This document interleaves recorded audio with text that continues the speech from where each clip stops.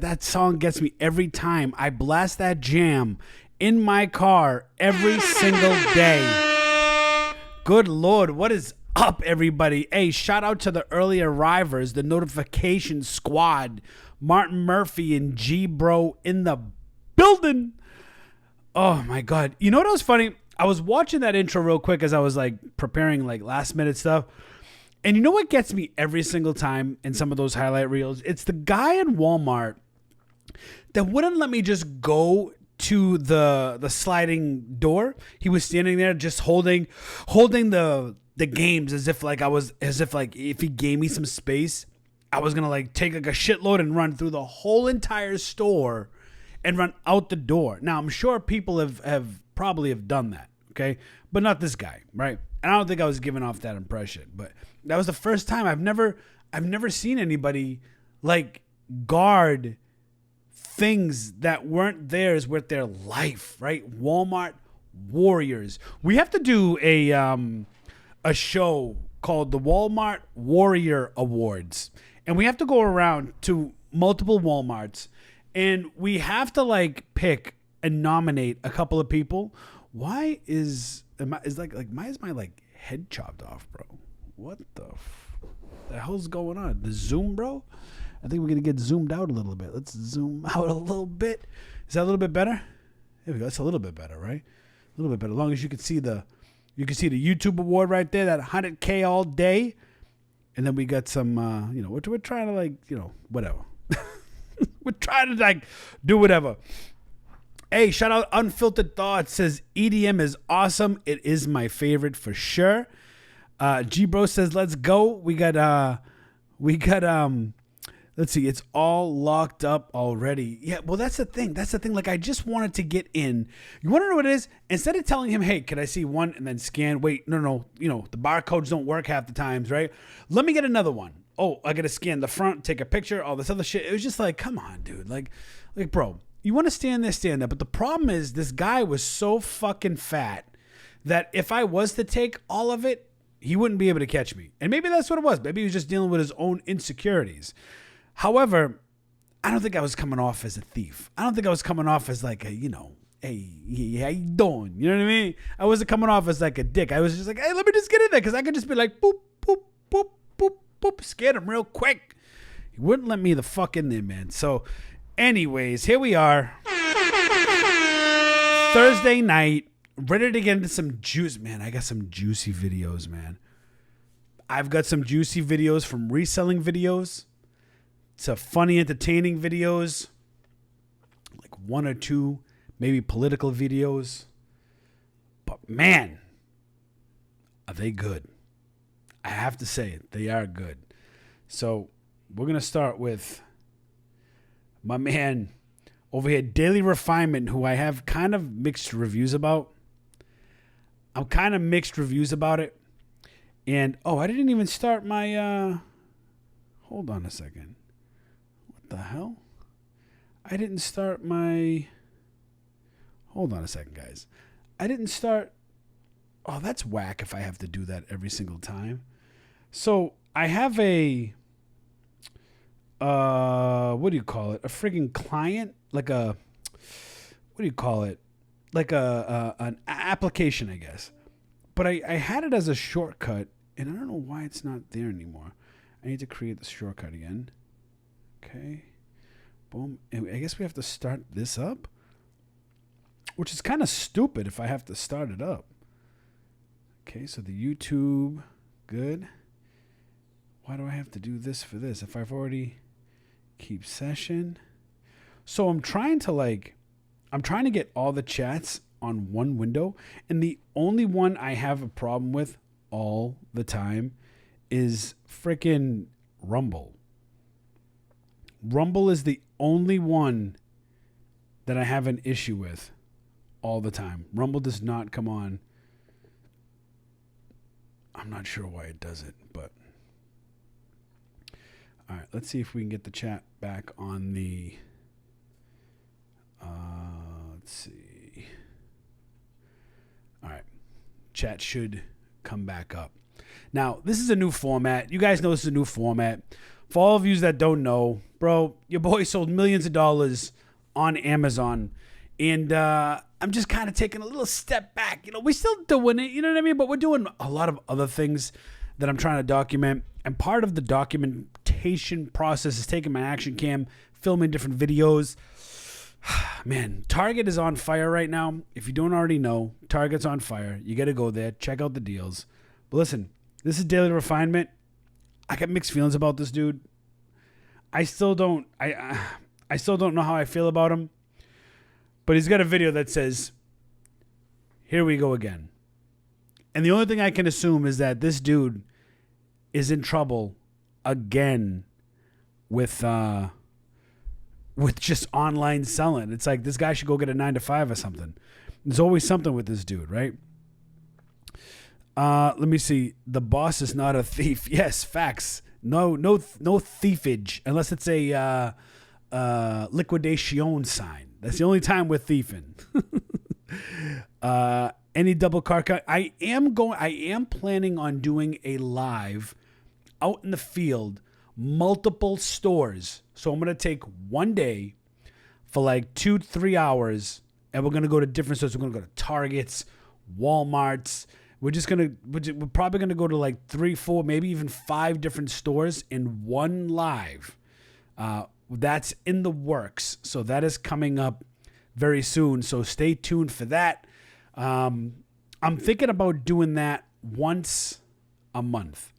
Once a month, I'm thinking about going out, doing a live, but not just in one store, making it a good live event. It's once a month. We're going to go out. We're going to go to multiple stores on one live. So stay tuned for that. I'm actually looking forward to it. You know what I mean? Because I can't stand Walmart. I think Walmart is a piece of shit store. You guys already know my feelings on that. I don't have to really get into it. I don't mind going into Target. I really don't. I don't mind going into Target. So let me see what this dude's do, man. This dude's always in trouble. Let's see what the hell's going on with this guy. What's up, guys? Welcome to Daily Refinement. I'm coming to you live from my warehouse, which is completely empty for you guys can hear it, right? Everything's good with this guy? the first time in 3.5 years because I have been served a 2-day suspension from Whatnot for violating. Bro. So this guy got suspended off of eBay. I can't remember the exact date. This guy got suspended off eBay. And now he got suspended off Whatnot? Dude, this has to be one of those like it's not you, it's me kind of moments, right? I mean, okay, all right, with all fairness, we only listened to the first 10 seconds of this video. Let's see what he got to say. Relating surprise set policy. So I haven't been making videos in a long time because I've been hanging out with my kids. Time flies. My kids are 2 and 4 years old, and I've been building this business. So I've been walking around this warehouse for a couple of hours by myself because my wife gave me the okie doke to come hang out by myself today and ponder my existence as a reseller. I've been reselling full time since 2017. You guys have watched me build this from my garage. You've been around forever. Now, here's the interesting thing. When I got suspended on eBay in 2022, it really only affected me. I was on the platform.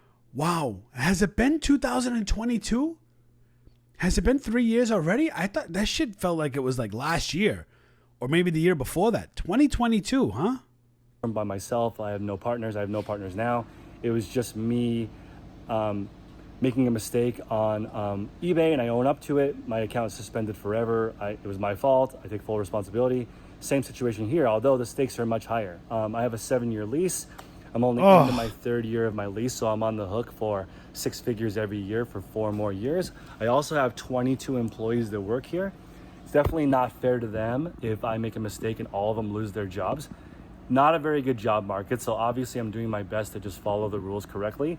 I'm going to go over my 3 violations in today's video and the one that got me suspended. Oh my goodness, man. I'll go over the email. I'll go over my appeal that was denied. Bro. I'll go over that my rep called me. She didn't call me, but she emailed me and told me that the ruling was correct and she agreed with it. So people who think that if you're bigger, rules don't apply to you, I don't think that's true. My rep holds me to a much higher standard. I don't think if you're bigger, rules don't apply to you. If anything, I think if you're bigger, I actually think you're more scrutinized because listen, the more money you make, the more money they take. But not only do they take the most money, you're also liable to maybe the most fraud. So they're going to scrutinize you even more. Like, look, if you have a worker that makes $30,000 a year and he files for taxes and he misses a couple things, that worker who's filing their taxes for $30,000 for the year is not going to be scrutinized as much as the business owner who made $200,000-$300,000 a year and made a couple mistakes maybe. You know what I mean? Like that seller, more money, more funny. You know what I'm saying? Standard and everybody else because I'm an influencer and people do follow me and mimic. I hate that.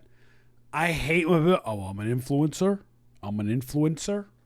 I hate that term. You know what I mean? We are online hustler personalities. Okay? Just kidding. Mimic me, so I need to be doing things correctly. But I'm going to go over the 3 things that went wrong today and a whole bunch of other stuff that I've All right, let's see what happened. In this warehouse. The one that got me suspended, I guess we'll just start there and then I will go over the email. Hold on, guys. I'm sorry. I know. I keep stopping it. You guys roast me in the fucking chat. I know. But we have to watch it at least 1.25, at least, right? Let's just watch it at that, okay? Not created the system called surprise sets a few months ago. Doesn't he seem like he's talking normal now? I feel like some of these people be talking so slow. It's like, just talk. Probably in April.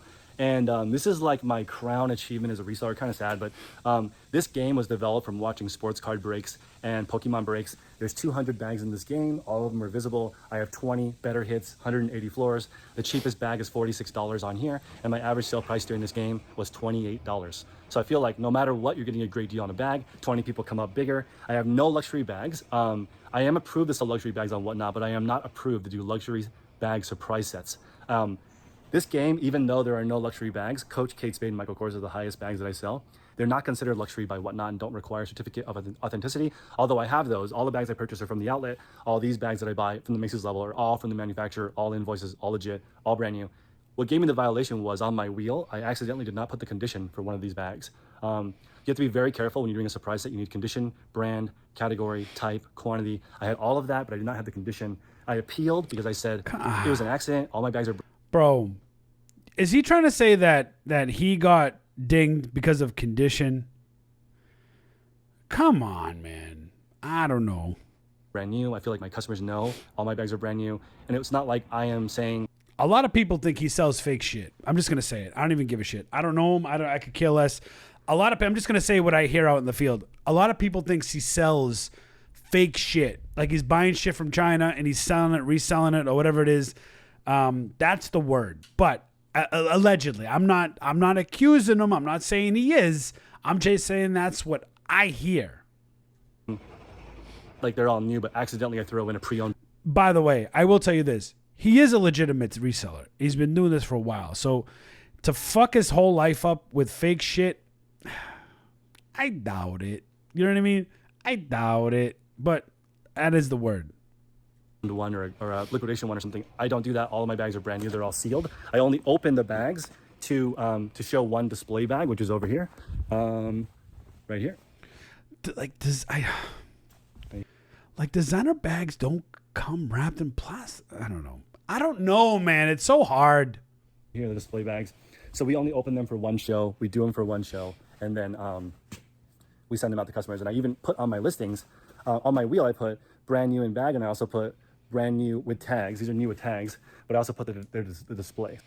What brand is that? What brands are those? What brands are those? That's the thing, man. He's like an indoor Canal Street, bro. So people know that their bag has been opened. It's still brand new, though, with tags. I would consider that still new with tags. But that was my third violation in the surprise hit category, and that's what landed me with a 2-day suspension. And I think, I could be wrong, I don't think... Yeah, for real. Hey, I have a lot of Asian friends who have Asian friends, and they do hustle by any means. Listen, I know. It's like one of those things where it's like I have friends that have friends that have friends that also have friends that have a little bit of friends that have friends. And they also have friends. You know what I'm saying? I think it's a permanent suspension. I think it will just be 2 days, and tomorrow I'll get my account back. But if for some reason I do lose my account and I can't sell and whatnot anymore, I'm not going to circumvent it. I'm not going to go around it. I'm just going to accept responsibility. I'll do something else. So this right here is the second violation that I got on my whatnot stream for surprise sets. It's a cosmetics line called Jared Leto. I did a surprise set with that, having conditioner, shampoo, moisturizer, exfoliator, hand cream, eye cream. You Who's Jared Leto? Is that the Freak? Is that dude a freak? I don't know. spin the wheel, you get one of those products. They're all about the same price. I did not realize that that is not compliant because you have to do the exact same category. So just because they're the exact same brand and the same value, it has to be all moisturizer or all cleanser or all shampoo. So you could have 10 different brands, all shampoo, that's within compliance. You can't have one brand, 10 different items. And they're just looking out for the customer, so I understand. That was my second violation. With that violation, they gave me a 2-day traffic removal. So I don't think I really understand that. He says you can sell one brand, but you can't sell different products of that brand. I don't know if I'm understanding that correctly. You guys got to let me know in the chat if you think I'm either am I fucking that up? Like, I'm not quite sure I understand. I have to go to the Whatnot. We'll have to go to Whatnot later and look at the policy because I'm not sure I quite understand. So like doesn't show up in the feed. So usually the warnings and escalations go higher. So the third one, which I got suspended on with the bag one without the condition, that was one of the more severe Whatnot violations. I think after that is a 7-day suspension, and I think after that you're banned permanently. Although if I make another violation, I feel like they would just go straight to ban forever because like all of them are in the same category. And the third one is for crystals, and I'll go and show you guys. This is my first violation. They did not give me any penalty. It was just an educational warning, and they said, don't do this in the future. In the crystal game that I was doing, there's 250 crystals here. And I was just doing crystal 1, crystal 2, crystal 3, and it's not specific enough. They want me to put like selenite, sphere, used. So they want you to put condition. So even though crystals are like from the earth, you still need to put condition. So I learned that. So essentially, when I was doing the game, I'm going to discontinue doing all games at this point, but I was putting used crystal and the type of crystal and the shape. So I was going Used like crystal. What are we crystal talking sphere, about? Used quantity 1. And the reason why I'm telling you all this is because surprise sets, in my opinion, is what Whatnot was built for. It's entertainment based. The biggest categories on the platform are cards, Pokemon cards, and they're based on breaking, which is really fun. And it allows you to sell something that's normally $4 at the card shop for $6 at the card shop. $6 on Whatnot because you get to rip it and show people the fun part, and people love seeing people get excited when they open stuff. And so for me, I thought, wow, what an opportunity to allow you to do that in every single other category, right? So I was designing them for fashion, for bags, for clothing, for beauty.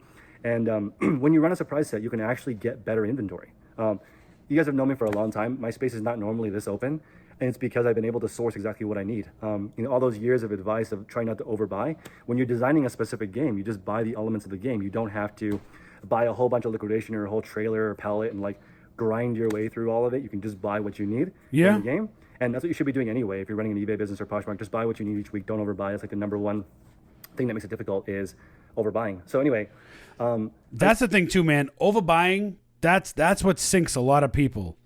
That's what sinks a lot of people. Overbuying because you're not managing your money or your product correctly. I want to share something with you guys that's really interesting. It's October 5th. They just released new news this week that they're changing the repack policy on Whatnot. And a repack is where like people make their own sets of cards and they make their own hits. Or you can buy them sealed from like PSA. You can get like a certified from a third party legit repack. And I did not realize that's what I'm doing. I was making bag repacks, and I didn't know it was called that until I read that article. And that's like another piece of advice. If you're going to sell on the platform, try to read all the news about it, try to figure out all the information. And I didn't know that repacks are a huge part of the industry, and they're becoming more regulated. So repacks and bundles. Amazon Lit actually said that they got suspended because of bundling. Now, whether or not that's true, only they'll know. It's between them and God, right? It's between them and God. That's who will know. So that's who's going to know. Them and God. But if he got suspended for repacks on Whatnot, everybody repacks their shit. You see some of the shit that's on that platform, bro? And a lot of people at home, they prefer a repack because in a repack, it'll show you all the different hits. If it's a legit one that's like verified, they'll show you all the hits, right? And if someone makes one at home, like me, like do it yourself repack, all the hits will come out during the set. But if you buy a repack from like PSA, it's not guaranteed that hit will be in that case. So you could order 100 cards, open 100 cards for your fans on Whatnot or YouTube or Instagram or TikTok, and none of them could be a hit. But the repack that people make at home, I'm like, this is like the most glorious thing ever because all 200 of my design show come out during the show. Somebody wins. This is like the I don't like it. And let me tell you something. There's always a scam going on with those things. You ever see those guys running on Whatnot? They'll have like long boxes of cards and like all this other stuff. Oh, it's such a scam, bro. There's so many people are scamming on Whatnot, probably more than any other reseller platform, like straight up.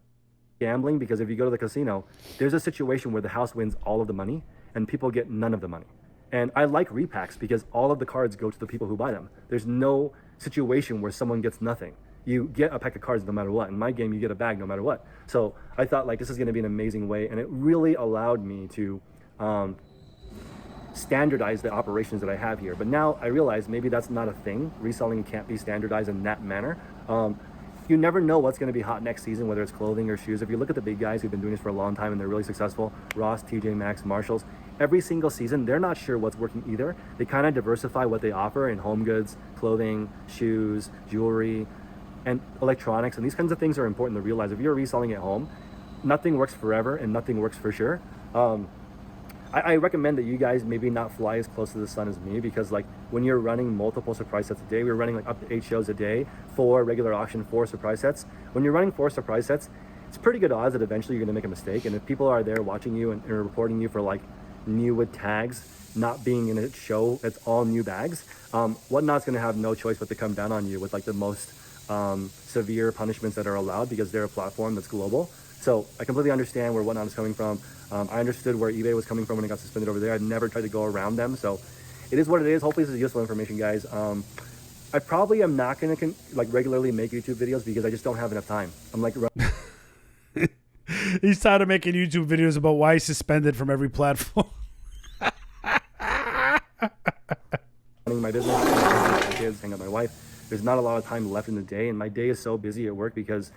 And look, let me just clear the record. Listen, I don't like to see anybody get suspended for any platform, especially when you're trying to support a family and all that other shit. I got a family too, right? It sucks. But like at some point, I think you have to come to terms with something. Like, if this is happening as a reoccurrence, something's going on. There's something that's not right. And it's only between him and God that knows. The complexity of running a company with employees it's hard to explain, but like all 22 people that work here, all their problems are my problems. I have to make sure that they get along. There's always at least 1 to 2 people who are sick or on vacation. It's very... You know what else? This guy needs a fucking vacation. I don't think he ever smiles. I don't think there's ever been a video that he makes that he's actually fucking happy and he's smiling and he enjoys what he does, which kind of pisses me off, to be honest with you. Complicated, but I've never wanted anything more in my entire life than to run a company with staff. I know there's so many people listening at home, and I've helped people build like home businesses, but like for me personally, my dream has been to build a company with staff that runs without me, and I can just come in and improve things, walk around as the owner operator and say, hey, how can I make the shipping station better? How can I make this the buying better? How can I make the streaming easier? How can I improve the equipment? I can ask my customers, what can I do to do better? That's what I've always wanted. I've never wanted to be famous. My YouTube videos in the beginning, when they were really on fleek, when they were on fire, it was on just fleek. Me sharing my journey. He said on fleek. fleek. What I really want to do. I'm not the greatest teacher. I'm really just sharing what I'm doing. So it is what it is, guys. Be very careful and wary if you're going to sell surprise sets. I would maybe recommend that you just stay away from them if you're not going to be super detail oriented. I feel like, we quadruple, quintuple check every single show, but I guess we still made mistakes. So just got to be careful. And yeah, so hopefully you guys are having a wonderful day. Happy Sunday. See you later. All right. Hey, listen, that's another video, man, of how, oh, he's smiling there, bro. He's smiling because he's like, thank God this fucking video is over. Yo, he's sitting there like, oh man, thank God. I'm gonna smile now because now I'm done talking. Fuck this shit. I'm sick of talking about why I'm suspended all the time.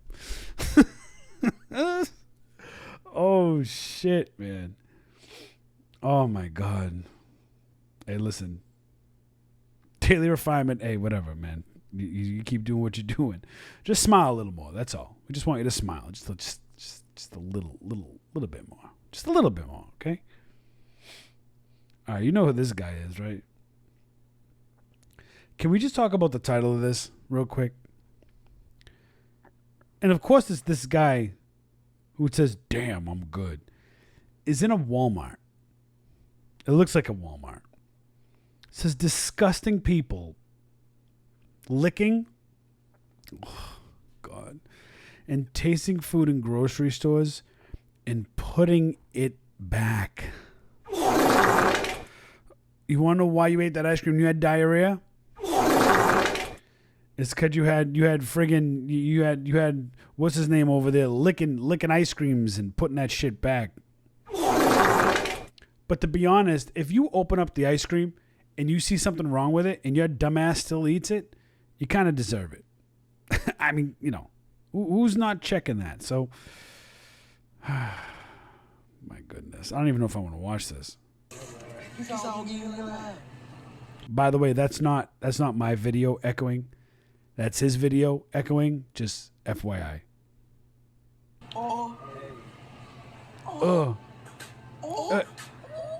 What the fuck? Yo, Jerome needs to get the shit kicked out of him, bro. How you gonna do that shit in a grocery store? You gonna lick it and then spit in it?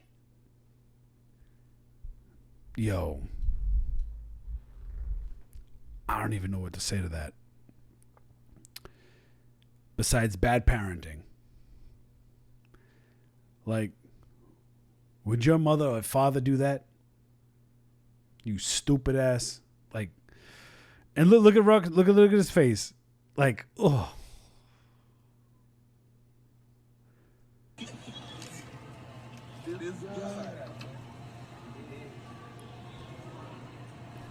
While I understand that grocery prices are at an all-time high and many of us are pretty angry about it, none of that excuses the behaviors from the criminals that we're going to see. Criminal is right.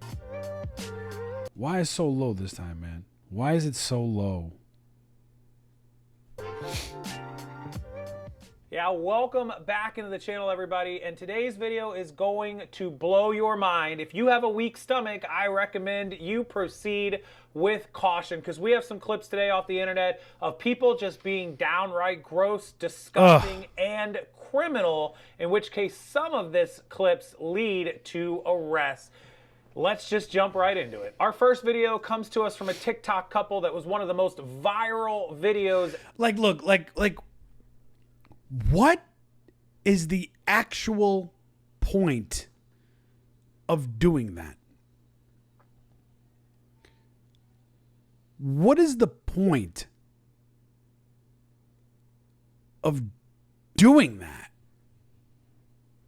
Ever on TikTok, and thankfully it led. And you put your face on social media, you stupid bastard. Not only are you doing it, but you're doing it on social media like you think, like, oh, look at me. Put it back. Yeah, nothing's gonna happen. Look at my face. Oh, God. To their capture. They got in big trouble for this. Let me just let you watch it, and then I'll look down in the comments section for what all of you think about what this couple did. Good ice Let me taste it. All right, hurry up, put it back. Hurry up, put it back. Come on, let's run.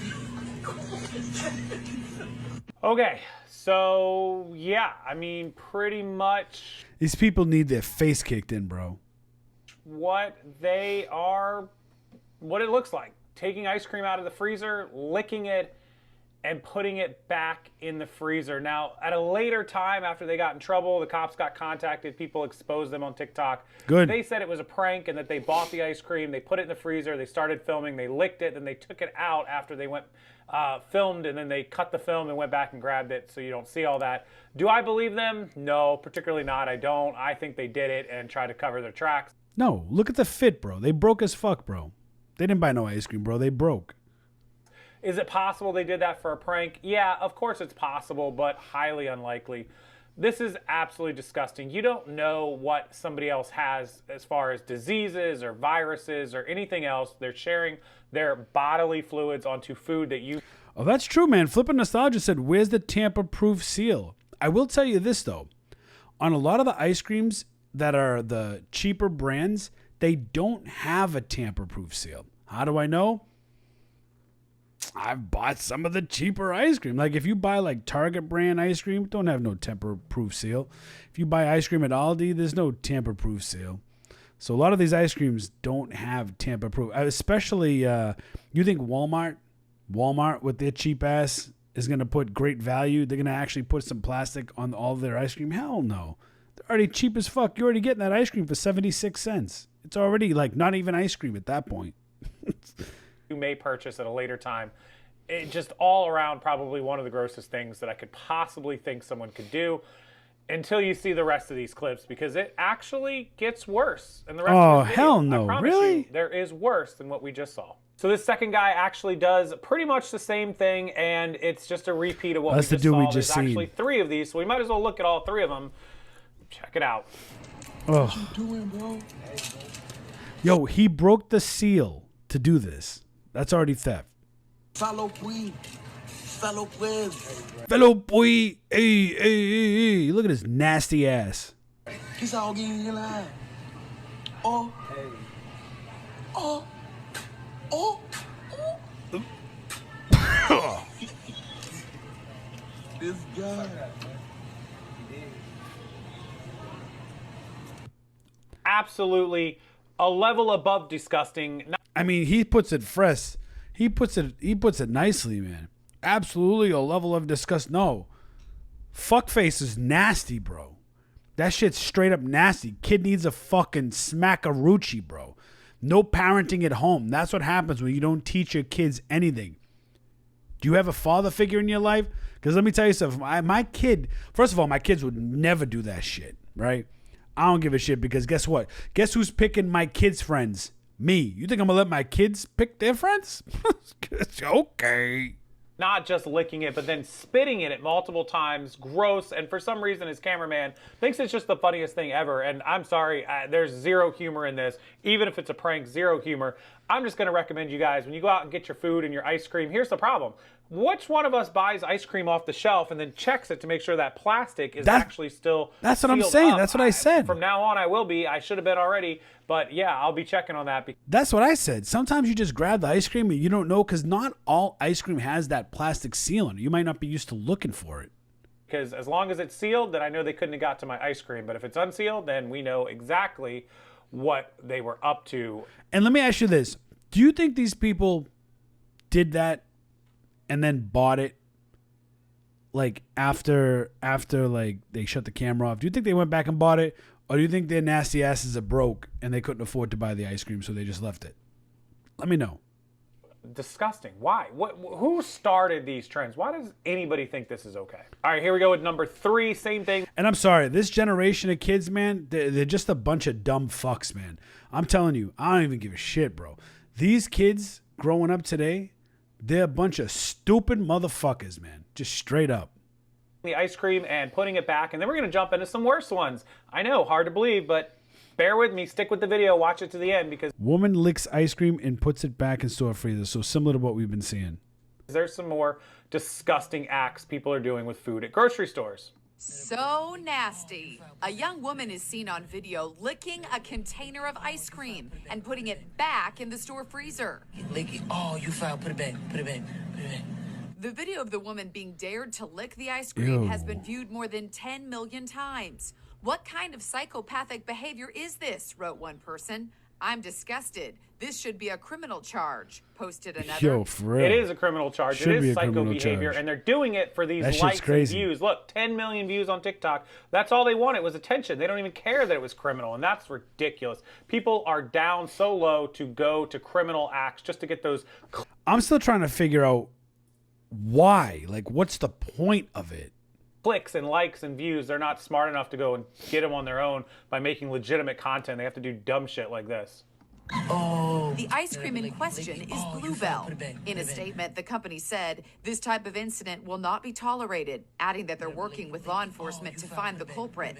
Tampering with food like this could lead to a felony charge. Some Twitter users claim they've identified the woman as coming from San Antonio, Texas. Bluebell ice cream is a popular brand sold mainly in the South. Yo, why they got that shit locked up, bro? Why? What's up with the lock? Do we have like theft in ice cream, or do they do that because of the licks? Inside Edition producer Alicia Powers is in Louisiana and found the flavor the woman is licking, tin roof. Once you remove the lid, the ice cream is exposed. Other ice creams do have a plastic seal. This container of Haagen-Dazs, one right there, as does Stonyfield, right there on top. And check out this container of Ben & Jerry's. Plastic completely covering the top. All of these are more difficult to tamper with. Yeah, like why wouldn't they all have plastic? Doesn't make any sense. I agree. Mean, it just, I keep the plastic on it. Everybody should be doing that. If Bluebell's not doing it. The problem is if they put plastic on all the ice cream, then your ice cream price is going to go up. You're no longer going to have $1.89 ice cream. You're going to have $2.99 ice cream. You know what I mean? There you go. There's your... I mean, $2.99 is still cheap. I'm just saying. You know what I mean? The price is going to go up because now you have to buy the plastic to put on all the ice cream because of retards. Your motivation to put plastic and protect your consumers. I'm not blaming them at all. No victim blaming. These people are disgusting, but they should be doing that. I don't know. That just seems like common sense to me. Now, I'm one of the biggest... Hey, G-Bro says, thought that was only electronics. Nah, bro. In the hood, bro, you got to lock up candy bars, bro. In the hood, they be stealing everything, man. Dog lovers in the world. If you don't know, I own a 2-year-old rescued Saint Bernard and a 1-year-old Old English sheepdog, Kobe and Milo, and I love dogs more than anything, but even I get frustrated when people bring dogs into restaurants and grocery stores that are... Okay, he just said something I'm going to talk about real quick. I understand you dog people love your dogs. Understand this, your dog is not a child. I hate when people say, oh, it's like taking care of a child. It's like taking care of a dog. No, the fuck it isn't, okay? Your dog, no, it's not. It's not. It's not. You put your dog outside in the grass, it shits, you pick it up, you call it a day, all right? Your baby gets sick, you got to change it, you got to clothe it, you got to feed it. It's very different having a baby and having a dog. With that said, stop bringing your dogs into food establishments. Nobody wants to smell your ungroomed, underwashed, fucking rodent-looking dog. Nobody wants it in the restaurant or a food place. Keep it home. Go out, enjoy yourself for like an hour. Keep your mutt at home when it comes to bringing it in restaurants or places with food. It's nasty. Not legitimate service animals. If your dog is an actual service animal and you need it for seizures or medical...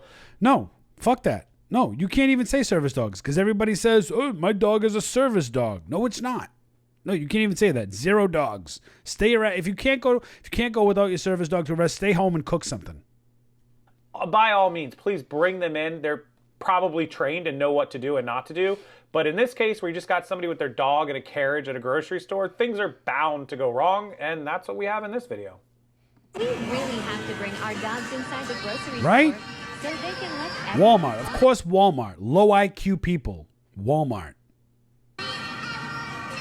Remember this next time you put a lime in your mouth. I'd go say something, bro.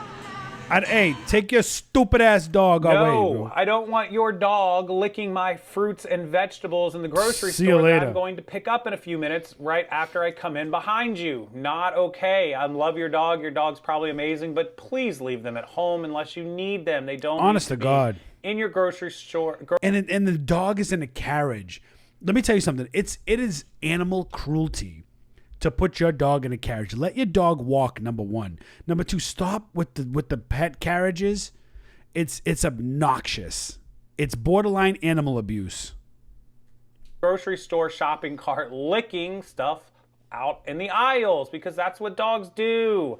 Is this really that hard to understand? And I'm a dog lover, guys. Come on. Now this... Yeah, look, I get it, man. No, real service dogs are cool, but not fake service dogs. The problem is, like, 95% of people who say they're service dogs are not actual service dogs. And that's the problem. People abuse the system. Like, look, I think they should have identification.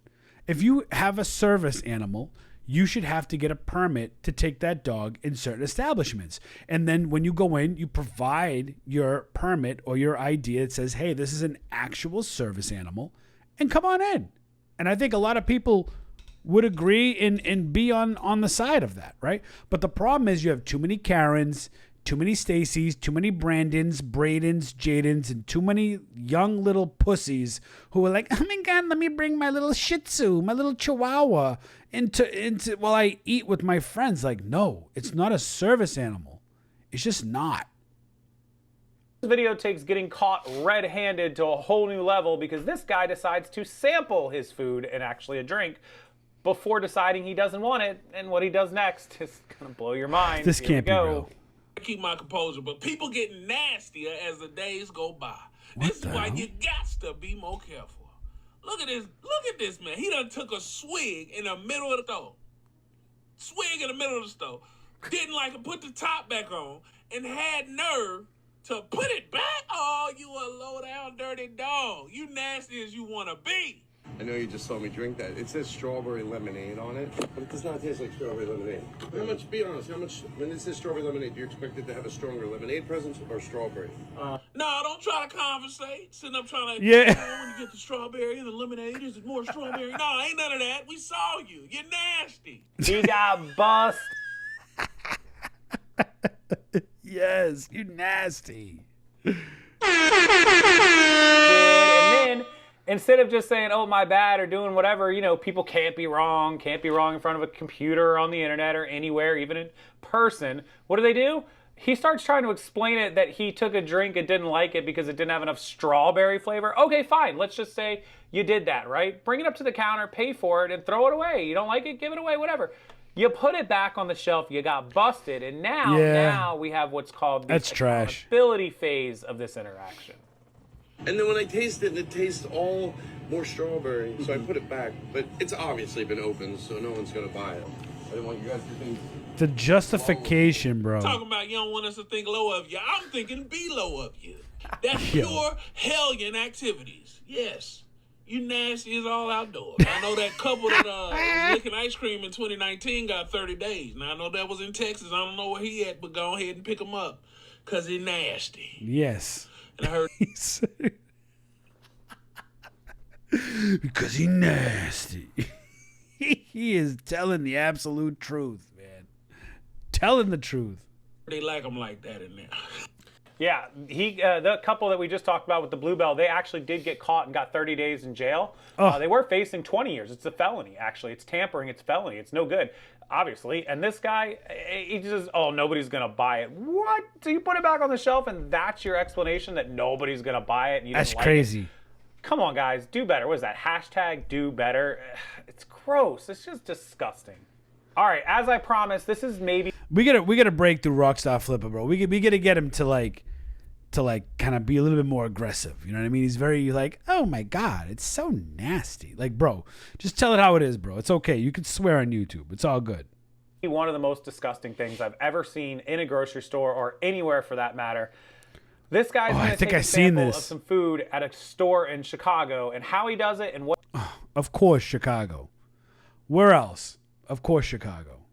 What he does afterwards is going to gross you out. If you have a weak stomach, please stay tuned with that warning ahead of you. Check it out. In a Chicago grocery store, who is slurping soup directly from the shared ladle. Then, placing it back into the pot. Oh. But it's not always the customer who gets caught in the act. At a pizza restaurant, a patron records an employee sampling soup. Oh, hell no. This whole place is on something. That looks like a Golden Corral, man. A lot of that shit closed. The quintuple dipping antics continue, much to the apparent horror of nearby diners. Yo, people are nasty, bro.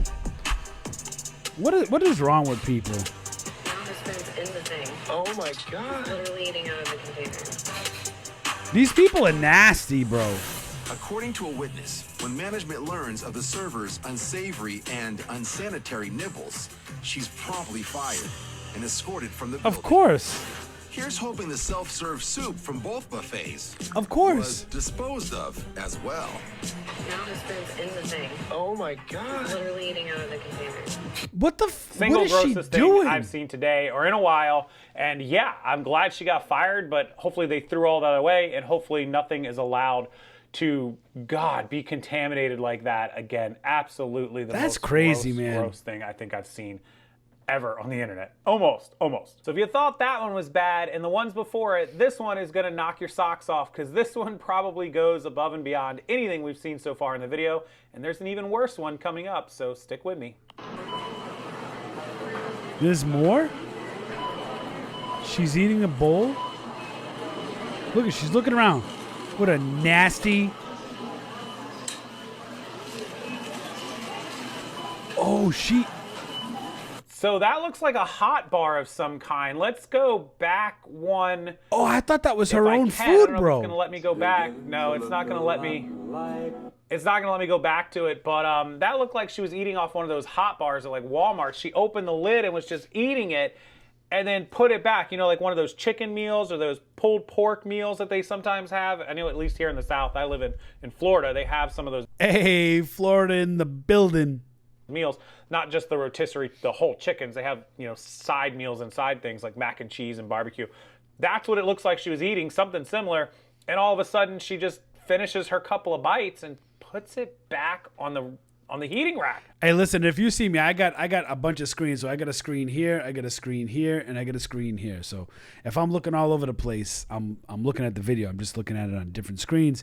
That attention's getting to me, so I have to like look here or whatever. So just deal with it, okay? Just deal with it.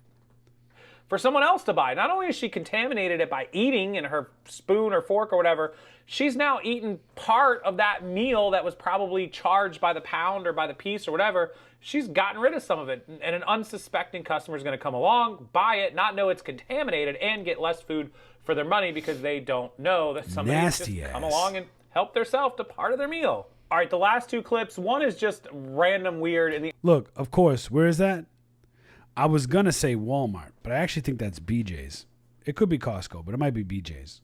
the other one is absolutely criminal. Check out the last video if you have a second. But this lady... It's always the seismatic people, bro. Like, look at that body build. Like, look at that, bro.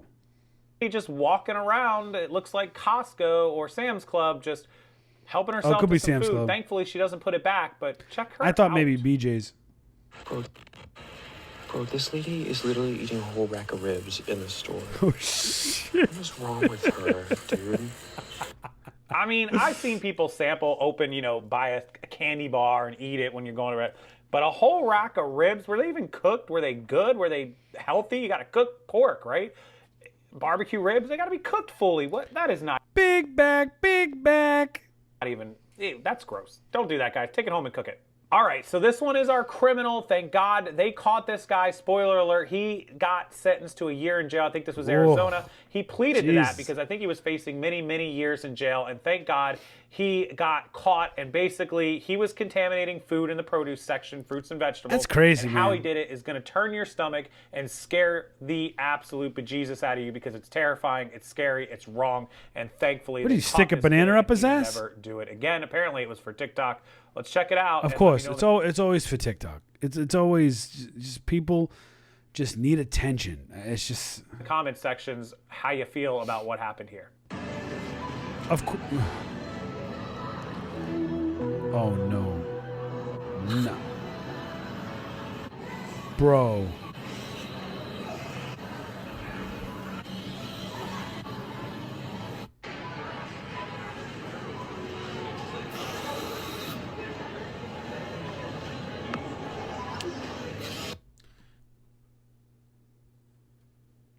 I'm at an absolute loss for words. Loss for words. That dude needs to get some serious time for that. That's crazy. He should have got more than a year. If you couldn't tell, that is Hot Shot Raid Killing Spray. That is a bug spray for roaches and ants and other bugs. And he is spraying that on the fruits, on the vegetables, even on the hot section where those potato wedges and chickens are, even though they're in he was spraying bug killer pesticides on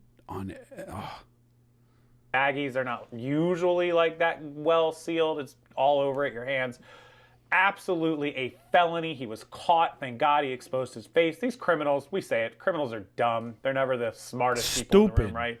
This kid got caught and sentenced to a year in jail. And good. I hope they make him serve or made him serve the entire year. And that he doesn't get out and do this again. Hopefully they told him if he gets caught again, he's going to do 20 years and they're not letting him off next time, because this could seriously injure someone or kill someone. This could poison someone very, very quickly. And this is always why you wash and rinse off and clean your fruits, your vegetables. Even so, though, man. From the produce section, and unfortunately, even the chicken. Who knows who? This is why you don't shop in Walmart, because the most broke, degenerate, fucking losers go to Walmart. I'm not saying everyone that goes to Walmart is a degenerate loser. I'm saying that all the degenerate losers go to Walmart. It's a big difference. Messed with these chickens. I would think loss prevention is keeping a good eye on this type of stuff after these trends went viral. No, they're not. They've died down mostly here in 2025. They don't give a shit, so bro. Hopefully it doesn't happen. Nobody gets any great ideas. You know what they care about? They care about fucking 90-year-old Henry checking receipts and not even looking at anything. It's from this video and goes out and tries it, because you will go to prison, and we will make sure that you go to prison wherever you are. You're not too probably didn't even buy the bug spray either. Yeah, he probably didn't buy the bug spray. far beyond the reach of the law. So keep that in mind. If you see these videos, these clips here, mine, anywhere else, and you decide to get a great idea, don't get that great idea. It's going to cost you a couple years of your life and a ton of money, because the restitution, the fines, the court costs, the lawyers, it's going to add up tens of thousands of dollars. Plus that year, 2, 3, 5 in jail. You'll learn your lesson real quick. As always, thank you guys for watching. Man, I'm telling you, that's just wild. The bug spray thing really, really, really did me in right there. That was the most absolute wild. That was the, I don't even know what to say about that. That was so freaking wild. I mean, when you go to shop in a market, you don't expect to come across that type of stuff. You know what I mean? Like, you don't think of that type of stuff. I mean, I don't think of that type of stuff. You know what I mean? Like, imagine going in and being like, oh yeah, we're just gonna, we have to watch out for bug spray on our produce. Like, who does that, man? I don't know. Degenerate losers, I guess, because that's who does shit like that, I guess. Anyways, we're gonna go to the next video. Let me see. Boom, boom, boom. Let me say way-o, way-o. Do do do do do do do do do do do do do do. Oh, this one's a crazy one, bro. This one's a crazy one. Hold on.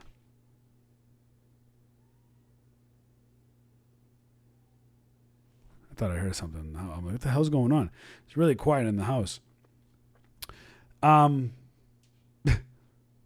scam artists. $100 billion unemployment fraud. Look, times are tough. Inflation's real. It's a lot of money to buy groceries. It's like almost double the price. But the feds are cracking down, bro. This is Lindy Glenn. We're going to put this at a little faster because, we don't want to spend 22 minutes watching this. But I'm interested to see it. So let me see this. And we can put it on a little faster if we need to. Let's check this out. $100 billion unemployment fraud. Imagine? Bro. Here's the thing, though. You don't lie to the government. Now that those backlogs are over, we are backtracking to all those claims. And yes, they will get their money back. She did 125 applications from June of 2020 to February of 2022. She filled out 125 applications. They took my federal! Bro. 125 applications, and she's yelling, they took my federal. God. Unemployment fraud during the pandemic was not just a few people gaming the system. It turned into one of the biggest scams of our time. Now, the government is finally cracking down, hunting down those who filed fraudulently and cashed in on stolen benefits. And they've been doing that. They actually have been doing that for a little while. It's just that so many people did it. Yo.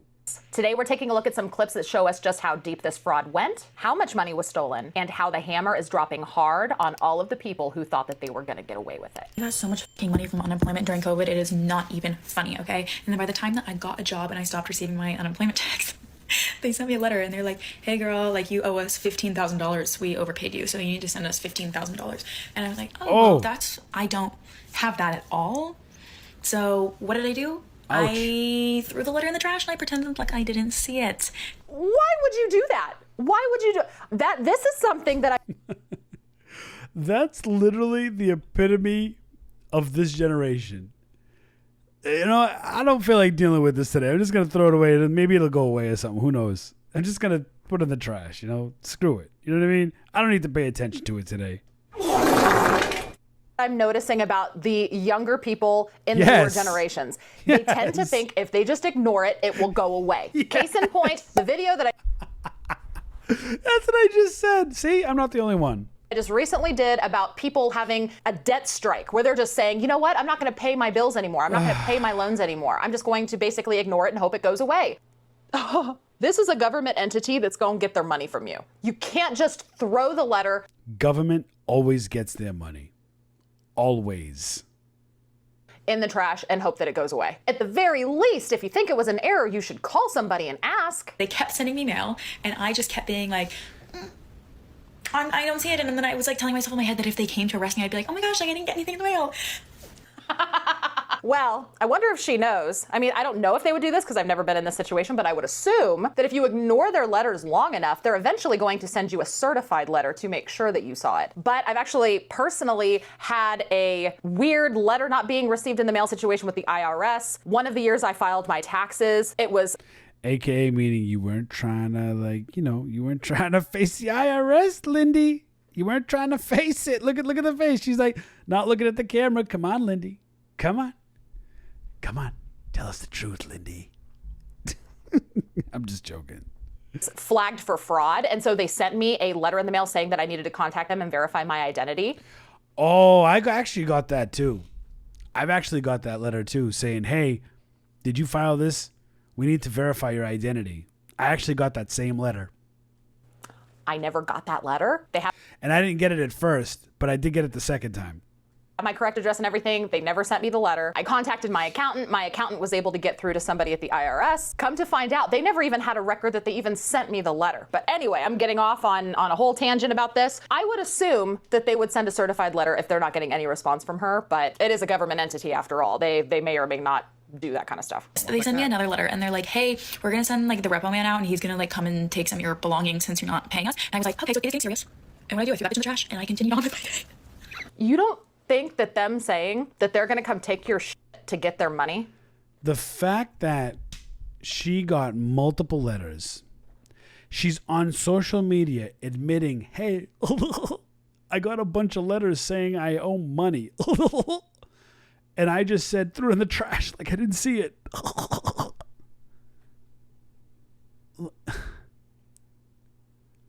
Like,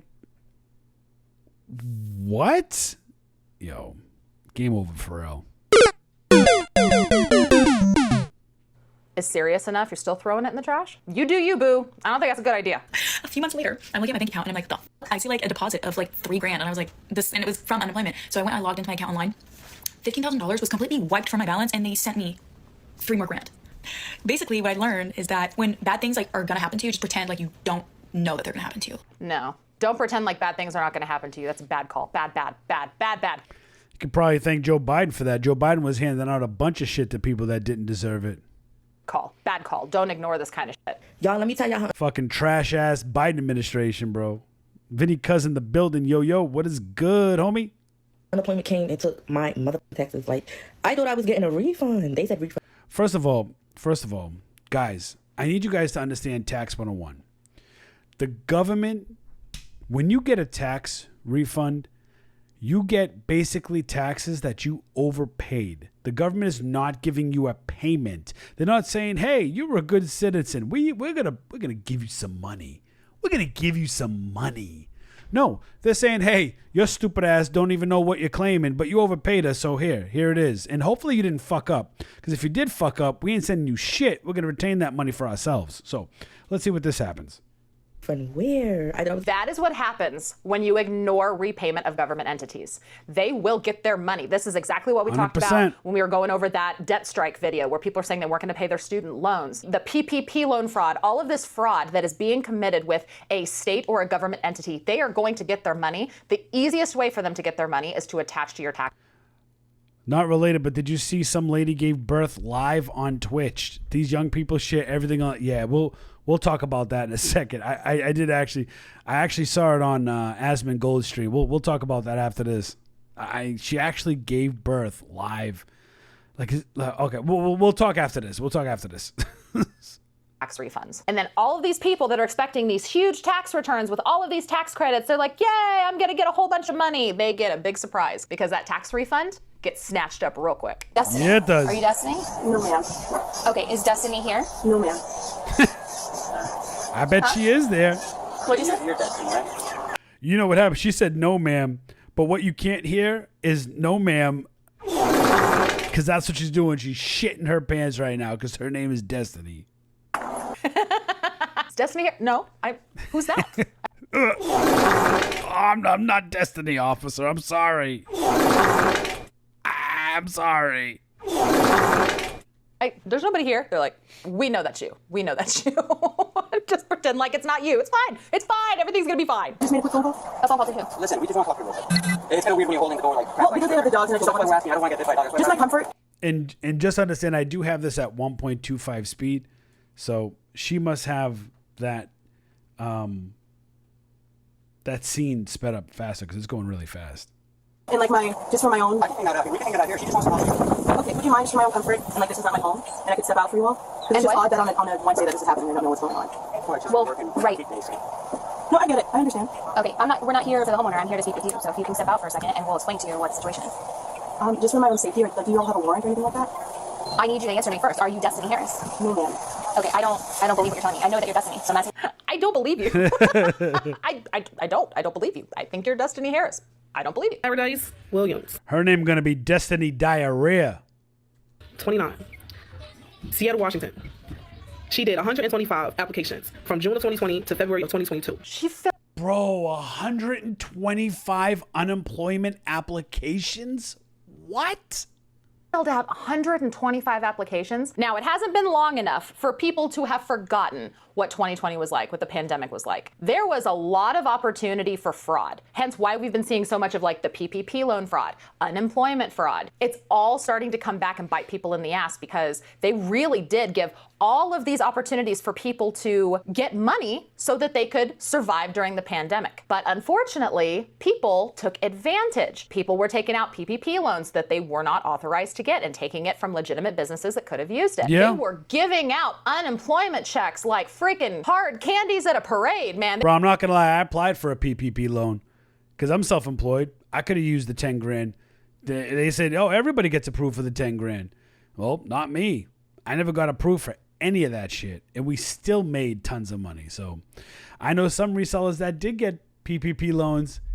And I know some of you defaulted. It's all public record. I know who the fuck you are. They were just like tossing out unemployment to everybody. I remember one of my... You defaulted. You defaulted, bro. You didn't pay your shit back. A couple of you motherfuckers. My sisters got unemployment during 2020. Rightfully so. She had to be let go because the place closed and so she had no income. Sheesh. So she received unemployment for a while and I could not believe the amount of money they were giving her. And she did everything the right way. She did everything the right way. She filed everything appropriately. It was just the amount of money they were giving to people for unemployment. It was absolutely wild. And so there are people that were taking advantage, and you give them a finger, they're going to take the whole freaking arm. So this chick right here filled out 125 unemployment applications to collect, and she got busted. Good. So wild. But the U.S. Department of Treasury Emergency Rental Assistance Program funds administered by Kings County. And here's the thing about that. Look how this is only sped up 1.25. Look how fast she's talking. Wasn't even renting places where for long term. She was renting luxury apartments, and then she was getting evicted in December. So yeah, she ain't making use of that money. I would have, And I hate when people talk and they do this. So I hate that. I can say what I would do. So she also did the PPP loan, the Economic Injury Disaster Loan, the EIDL program, Coronavirus Aid and Relief, the Economic Security Act, Unemployment Benefits, the CARES Act. Man, she had her grubby little fingers in every relief pot during COVID. Damn. 50 associates and 5 co-defendants they obtained more than $3.3 million. They posed as fake tenants and landlords and small business owners in need of assistance. They falsified bank statements, tenant lenders, and pretended to be landlords. They falsified bank statements. They you heard the term, you doing too much? That's literally what they did. That's crazy. Submitting fake applications. So she spent the money on cash withdrawals, wire transfers, expensive luxury purchases. She also received more than $1.2 million in kickback payments from her associates for facilitating the fraudulent submissions. And we still working on those co-defendants. Wow. She did a lot. A lot. So she had a Range Rover here and a Lexus that she brought with the money, and they seized it from her to, recoup some of the money. Dang, man. What else she get? What was that? I'll be texting him. Girl was making sure she got everything with this money. I believe they said cosmetic surgery as well. Yeah, the girls were spending that money. And again, I'll post part 2 with the co-defendants. I found 2 of them. I gotta find the last 3. Why couldn't she use all of this knowledge to do something legitimate and productive? Doesn't seem that hard for someone that is capable of doing so much. Quit all the thieving and scamming and go legit. Damn. The Department of Government Efficiency has been auditing the Department of Unemployment Insurance. And listen to me when I tell you what they found. 24.5 thousand people over the age of 115 years old have received $59 million in unemployment benefits. 28,000 between the ages of 1 year old and 5 years old have received $254 million in unemployment benefits.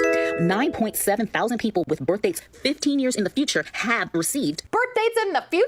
People who haven't even been born yet were receiving unemployment. Crazy. Wow. That shit's crazy, bro. Dead people. It's kind of like the people that voted for Biden. The most people ever that voted. Dead people. Yeah. People that weren't born yet. Fake people. Dead people. Old people. Sea people.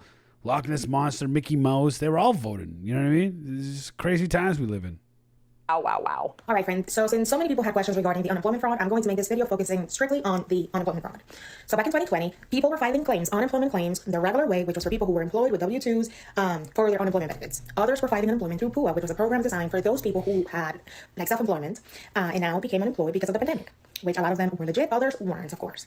During this period of time, a lot of people, whether you filed with PUA or regular unemployment, they were making more money through unemployment than they would have if they went back to the workforce to work actual jobs. So what happened was that a lot of them started to make up lies about how many days they were working, how much they were making, and every state has certain rules about how many days you can work and how much you can make a week for you to become. See, and that was the thing too. A lot of these people were filing for unemployment legitimately, but they were embellishing information that they needed to in order to increase their payout. So it's still fraud because you're lying on your application. Even if you did really need the unemployment, even if you did. Hey, you know what I mean? Hey, are you Destiny? No, ma'am. Really lose your job because of the pandemic, you still need to be honest. Because if you don't be honest on an application, it's still fraud. Eligible to get unemployment benefits. In the state of New York, for example, you have to work less than 4 days a week and make less than $504. Meaning that if you work partial time in a week, let's say, for example, 2 days a week, you were eligible for partial unemployment benefits as long as you made less than $504.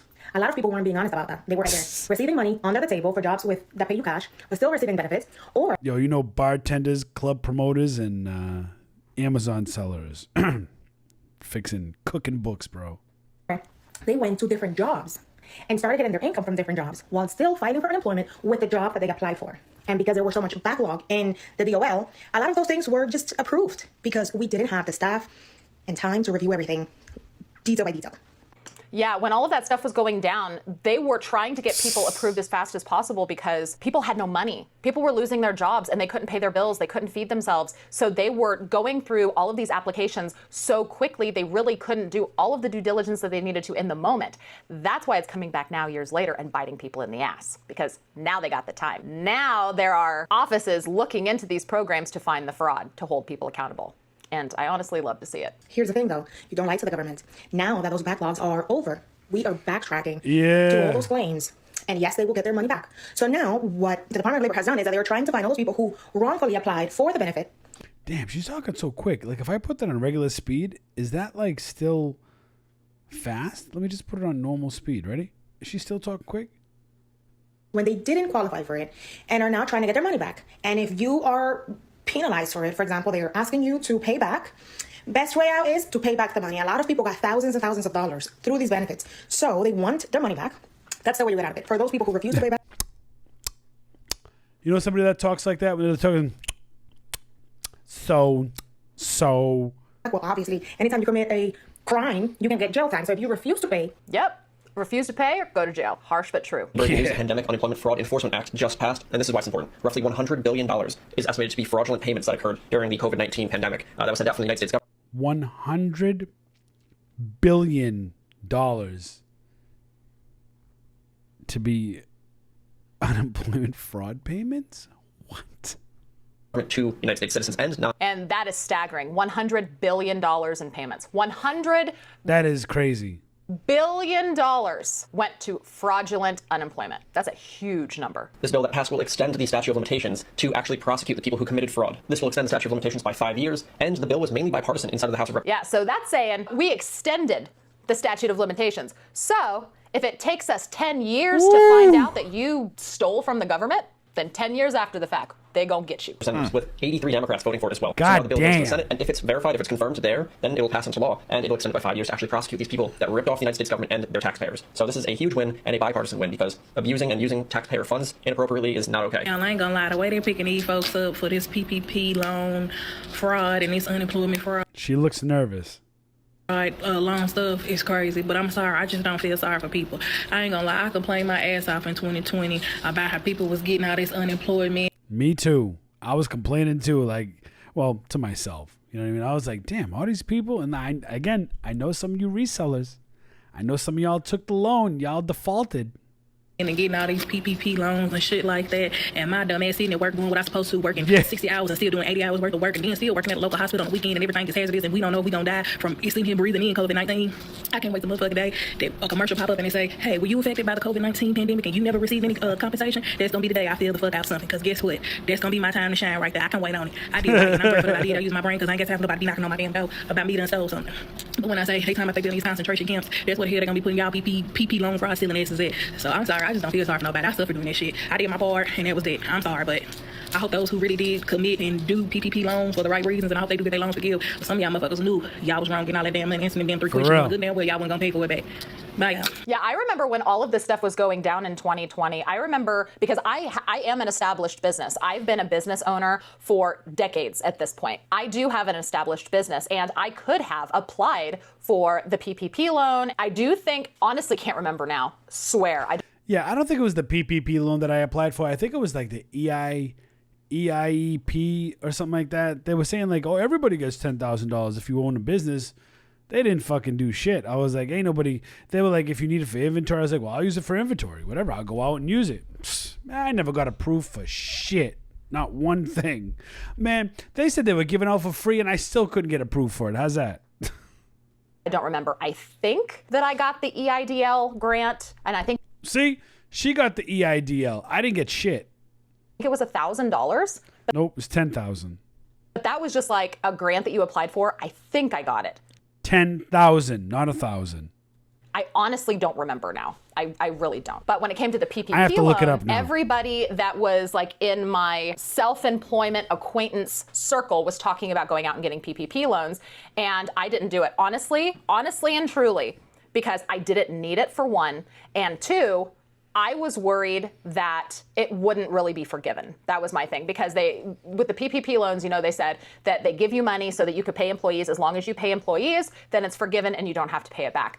I don't like surprises when it comes to my money. So if I didn't need the loan, why would I take a loan that I might potentially have to pay back in the future? Like, it didn't make any sense to me. If anything, because I worked from home and I was an online seller, I did YouTube, I did all of the social media stuff, my career was not affected by the pandemic. If anything, I performed better because people were shopping online more, and I was an online seller. I was a content creator and people were at home consuming more content. So what reason did I have to take out a loan when my business was doing just fine? I had no reason to do it, and I didn't do it, and I'm very, very proud of that. I'm very, very proud of that. Yo, Unfiltered said, I got the $1,000 just for applying for the 10,000 one. Damn, good for you. They didn't give me shit. They said, sorry, motherfucker. Go back home. That's what they told my ass, man.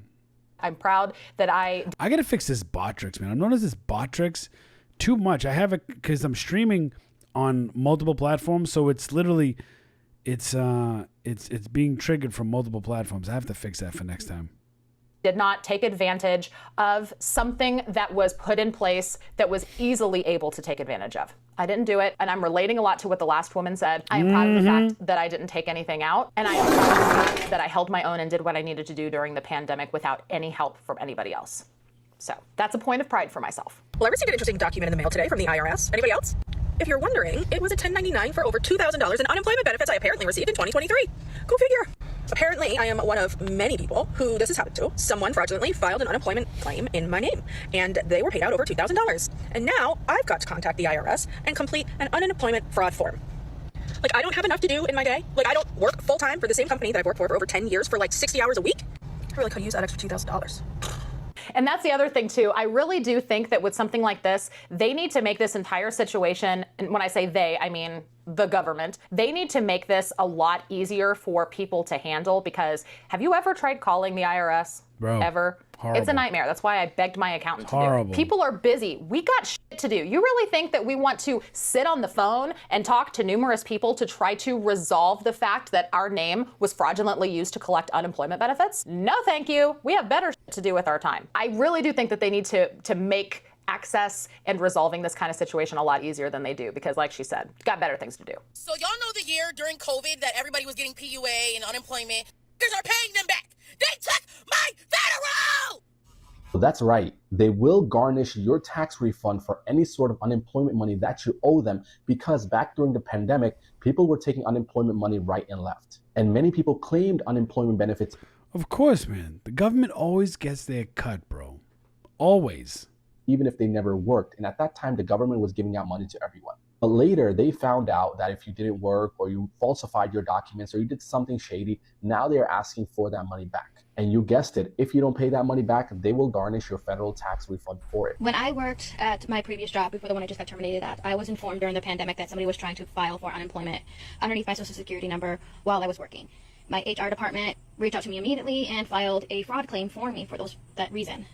So that sucks too when you get fraud, bro. Unemployment because, hey, my HR department contacted me at my previous job and informed me that somebody was trying to file for unemployment. It looked like this job that I was just terminated from never did that, because they tried again 3 more times while I was working at the other employer. Somebody was trying to file for unemployment. And now I can't file for unemployment because my entire social security number is completely screwed. That's scary, bro. How frustrating. Because some asshole tried to fraudulently file for unemployment under your name. Now when you need it, you're screwed. There has to be a better way to resolve that. I'm telling you, there has to be a better way. And I've got an update on my unemployment case against me, where they were saying that I owed them $30,000 and all these extra fees for fraud. I won! I'm so happy. I'm so happy. I'm so happy. Oh my God. Like, let's be clear. If I lost and they said that I owe them $30,000, go for yourselves, because I don't have it, and where are you going to get it? Garnish my wages that I also don't have. But legally speaking, I'm off the hook. All 6 charges against me have been officially dismissed because there was no reason for them to be doing that to me in the first place. They were always wrong, and I've been saying that for about a year and change. Like, who can I sue for the emotional distress that they put me through for this whole year? Because between all the paperwork, the phone calls, the threats, the threatening letters, I have aged at least 10 years thanks to them. Well, if she doesn't actually owe the $30,000, I'm very, very glad that she got all of that resolved, because that can be very, very scary. And, I do believe her. I kind of chuckled, but I do believe her. Dealing with stress like that with the government, of course, it's going to age you. It's going to give you anxiety. You might even need therapy. I'm not even trying to be funny. I'm being serious. The government was coming after me. I would probably have some PTSD and need therapy. Anxiety is real. But $100 billion in fraudulent unemployment, mind-blowing. And now the government is coming back to collect every last penny. And it's a reminder to all of us that when billions of dollars go missing, eventually somebody is going to have to pay the price. Thank you so much for watching. If you like videos like this, remember to hit. Hey, listen, and that's a fact, man. Listen, the fact of the matter is the government is going to get their money. The government is absolutely going to get their money. My back has been killing me lately, and there's nothing I can do about it. I try to stretch a little bit. Try to stretch my back out, bro. Oh, man. Shit don't work, bro.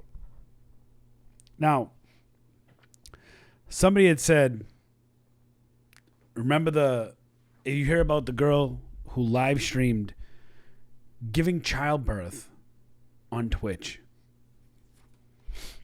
do we not have any sense of morality anymore? Do we not have any sense of privacy or like some kind of sacred, like, you brought a human being into this world and their first interaction breathing air is being on your stupid ass stream. Like, that's what we're talking about here. I couldn't believe when I saw between the screams and everything. Like, is there no sense? Aren't you embarrassed? Like, aren't you embarrassed? I need to see if I can find the video, man. Girl gives birth live on Twitch. I don't want to watch a video that shows the whole thing. I kind of just want like a rundown of 11 minutes. Is 11 minutes too much? Who did it? Who was the streamer? Twitch streamer gives birth while live. Do I dare even watch this? Oh, this is it. Oh, fuck, bro. All right. You guys said it.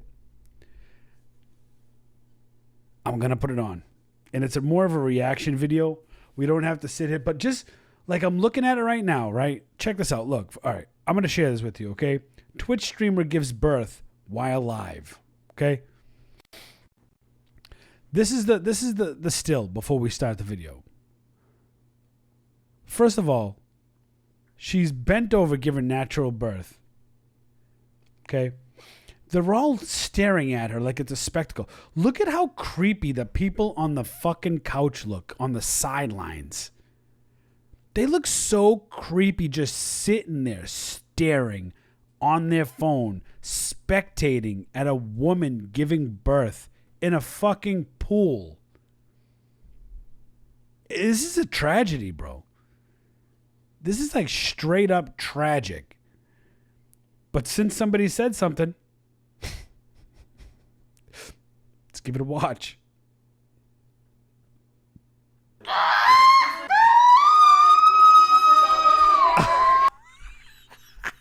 I don't even know if I want to watch this shit, bro.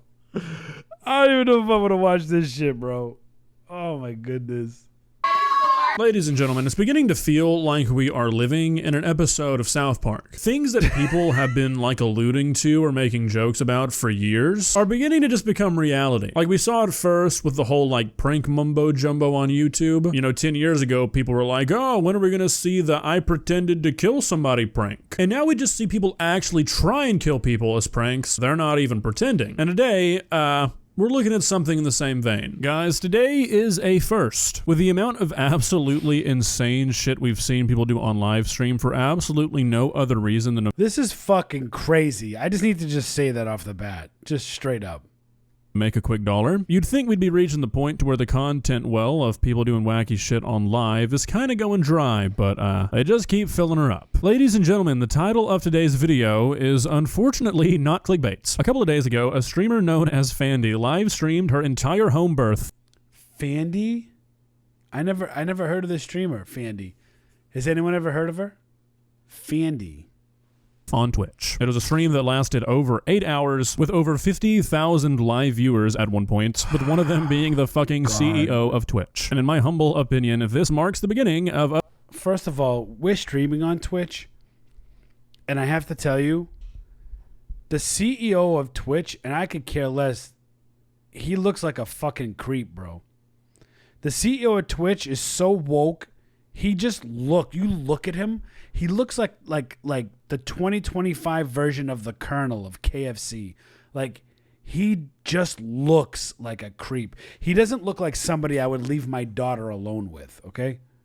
Us content creators apparently deciding that we no longer have any sort of sense of shame and that nothing is off limits. Literally anything can be turned into content these days, because why the fuck not? Why not? Why not try and monetize every single last aspect of your life, down to what is quite possibly the most intimate moment that two human beings can share, their child being born. Guys, I mean this sincerely when I say that of all the crazy shit that we've seen people do in the name of content, this might be the worst. And look at this guy. This guy just walks in like, yeah, dude, yeah, you know, I work at my minimum job. I make $12 an hour. But my wife, my girlfriend here, who I'm not even probably married to, she's like a hot chick, and she's gonna give birth live on stream and make us a lot of money.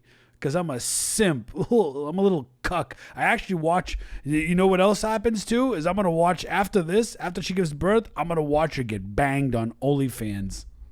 Thing so far. Personally, I feel like this word is thrown around a little bit too much in our current social setting, but more so than any other piece of content I've ever seen. These people this shit disgust feels me, by dystopian. the It way. feels like we are like this shit is not cool. These people are fucking disgusting. Living in a timeline that we are not meant to be in. We've got people live streaming the birth of their children for money. Rich people at that. This is a very successful streamer, a very successful OnlyFans model. She did not need to do this. And the fact you just heard it. He literally just said it. She's a very successful streamer and a very successful OnlyFans model. How did I know that guy likes watching his girl bent over getting banged? Probably. I told you, God damn it. You can just tell. You could just tell, man. that she did, it's one of those things where I don't even really know what to say. Her defense for all this has been that she wanted to share a special moment with her audience that's been with her for so long, and that this isn't the first birth to be filmed or documented. And it's just like, really? Have we all just decided to collectively play dumb as a species? I've watched a lot of different content creators for a long time. There are YouTubers that I've watched for over 10 years, and I promise you there's not a single one of them that I would like to watch give birth or make a baby. The fact that we are at a point where parasocial relationships have gotten so fucking severe and so insane that there is even an argument for wanting to watch a woman who you do not know give birth is genuinely just kind of scary. Like, where did we go wrong, guys? Seriously. And that's another thing too. Not only do you look at her staring at the camera like, what the fuck am I doing here right now? Look at her. She's staring blankly. And the other girl sitting behind the pregnant one is looking at the girl looking at the camera saying, what are you looking at? Stop staring at the camera. If you sat down and watched a woman you don't know give birth for 8.5 hours, bro. a woman... And that's the thing too, like it's one thing like to record it, but like who are the 50,000 people that actually watch this? That's what I want to know. 50,000 creeps that you're not related to or married to or involved with, not even a friend of. Absolutely. You need to rethink things because something is wrong with you. You either have one, tricked yourself into thinking that you know this person because you watch them live stream every day, or you're watching a woman give birth for a sick reason. I'm sorry, but in my opinion, those are the only two reasons anybody would do this. Because unlike Fandy and her chat are trying to play this off as, this live stream serves no educational purpose whatsoever. Look, don't get me wrong here. Me condemning this live stream is not because I think childbirth should be taboo or something that's hidden away. Believe it or not, it's kind of how we all got here, so I think it is something that more people should embrace and talk about, but this is not the way to do it. There is a stark difference between an educational video produced with the intent to be educational, with professional commentary, professional narration, being filmed under medical... This is just meant for likes and views with her cuck boyfriend. Supervision, with things actually being explained and the viewer actually being walked through what's happening. If it's done in a medical setting, faces are blurred and names are redacted. That is a little bit different than a Twitch live stream with ad breaks, a chat saying W baby, and the streaming category set... We said with a chat saying W baby. That is fucking World of Warcraft. Now still, you might say, what about all the people who filmed their births? Well, that's a little bit different, considering the fact that I'd wager that most of those don't end up on social media. And look, guess what? If they do, I feel the same way about them. This kind of stuff does not belong on social media. It should not be turned into content. 100%. And even then, there is a big difference between filming something for yourself and filming something for tens of thousands of people. Wanting to remember the birth of your child through a private video is in no way comparable to what's going on. W baby in the chat. On here. And it also just makes sense. If you know somebody who's given birth, ask them if they remember doing it, or more so in detail. They probably don't. It gets pretty fucking foggy. Wanting to have a video so you can sort of relive it makes a whole lot of sense. Wanting to let millions of people relive it with you, a lot harder to justify in my opinion. And there's a lot of reasons for that. I mean, seriously guys, can we all just take a step back and look at this like real humans for a moment? Twitch is already a male-dominated platform. Like 2/3 of the users are male. I would wager a guess that a World of Warcraft streamer who's also an OnlyFans model has an audience that's skewed even more towards male dominance than that. I feel like it is pretty safe to say that the average person does not really want to go out of their way to watch a random person give birth. I feel like that's an even... Look at the chats on the TV. They're just like, my goodness. Safer bet when you're just looking at the average man. Yeah, sorry, it might be uncomfortable to talk about, but I feel like there's a pretty clear motivation for the average viewer tuning into the stream, and it's not learning about the miracle of birth. Don't get me wrong, not saying... I mean, she looks like she's used to being in that position. You know what I'm saying? that everybody who tuned in has some strange ulterior motive, but the people who were super excited for this to happen and the ones who stuck around for hours, yeah, something ain't right there. Yeah, bro, she's sitting in a pool, dude. She's sitting in a pool, hunched over. Like, you ever see those women who give natural births? They usually stand up and they squat in like a pool, and literally the baby comes out into the pool. That's literally how a natural birth goes. But the difference here is that it's usually not filmed and streamed to 50,000 creeps watching this. And half of them are probably your OnlyFans people that are used to seeing her in this position to begin with. And not with her boyfriend either. What also isn't right is seeing your child's life as nothing more than free content. Now, obviously, this is an issue that's been plaguing social media for years. I feel like it's gotten a lot worse with TikTok because now it's just so accessible to post a 15-second long video of your kid and have it go viral. But I think this live stream is one of the most egregious examples I've ever seen of somebody treating their child's life as content and completely disregarding their child in almost every manner in the process. I really do think that when people like this have children and they just want to turn its life into content, they either just don't stop to think, or worse, they just don't care that one day that baby is going to be a kid and then it's going to be... Look, he's the dude's bouncing on that ball like he's so used to bouncing on something else. He's like, yeah, baby. Yeah, baby. After this, we're going to go to OnlyFans so we can make another $20 a person. Yeah. Be a teenager, and then it's going to be an adult. Look at when people bouncing. do shit like this, and obviously like live streaming your birth is sort of uncharted territory, but when people choose to make their children's private, intimate moments, you are ripping away a human's right to privacy. And it's bad enough when it's just something like a TikTok, you know, something that'll be forgotten look how by he's most of the positioned. people that see it. He's positioned like he wants his booty hole filled, man. God damn.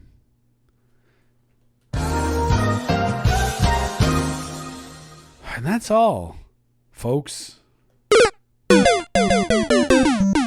This video has to be cringe, and I'm not talking about the narrator. I like the narrator's narration. I'm talking about the visuals on this video. But even then, the amount of TikToks I've seen of children mourning their parents' death, it's like, why the fuck is this stuff ending up on social media? What do you mean you set up a camera and filmed a TikTok of your child crying at your dead spouse's grave? Like, what are you doing? I swear we are living in a time where like half of the parents on the planet see their children as social media fodder. And I think this live stream ever making it out of this woman's brain as an idea is proof of that. I mean, this is a prime example of somebody who's either incapable or just unwilling to... Bro, his bouncing on the ball is really pissing me off.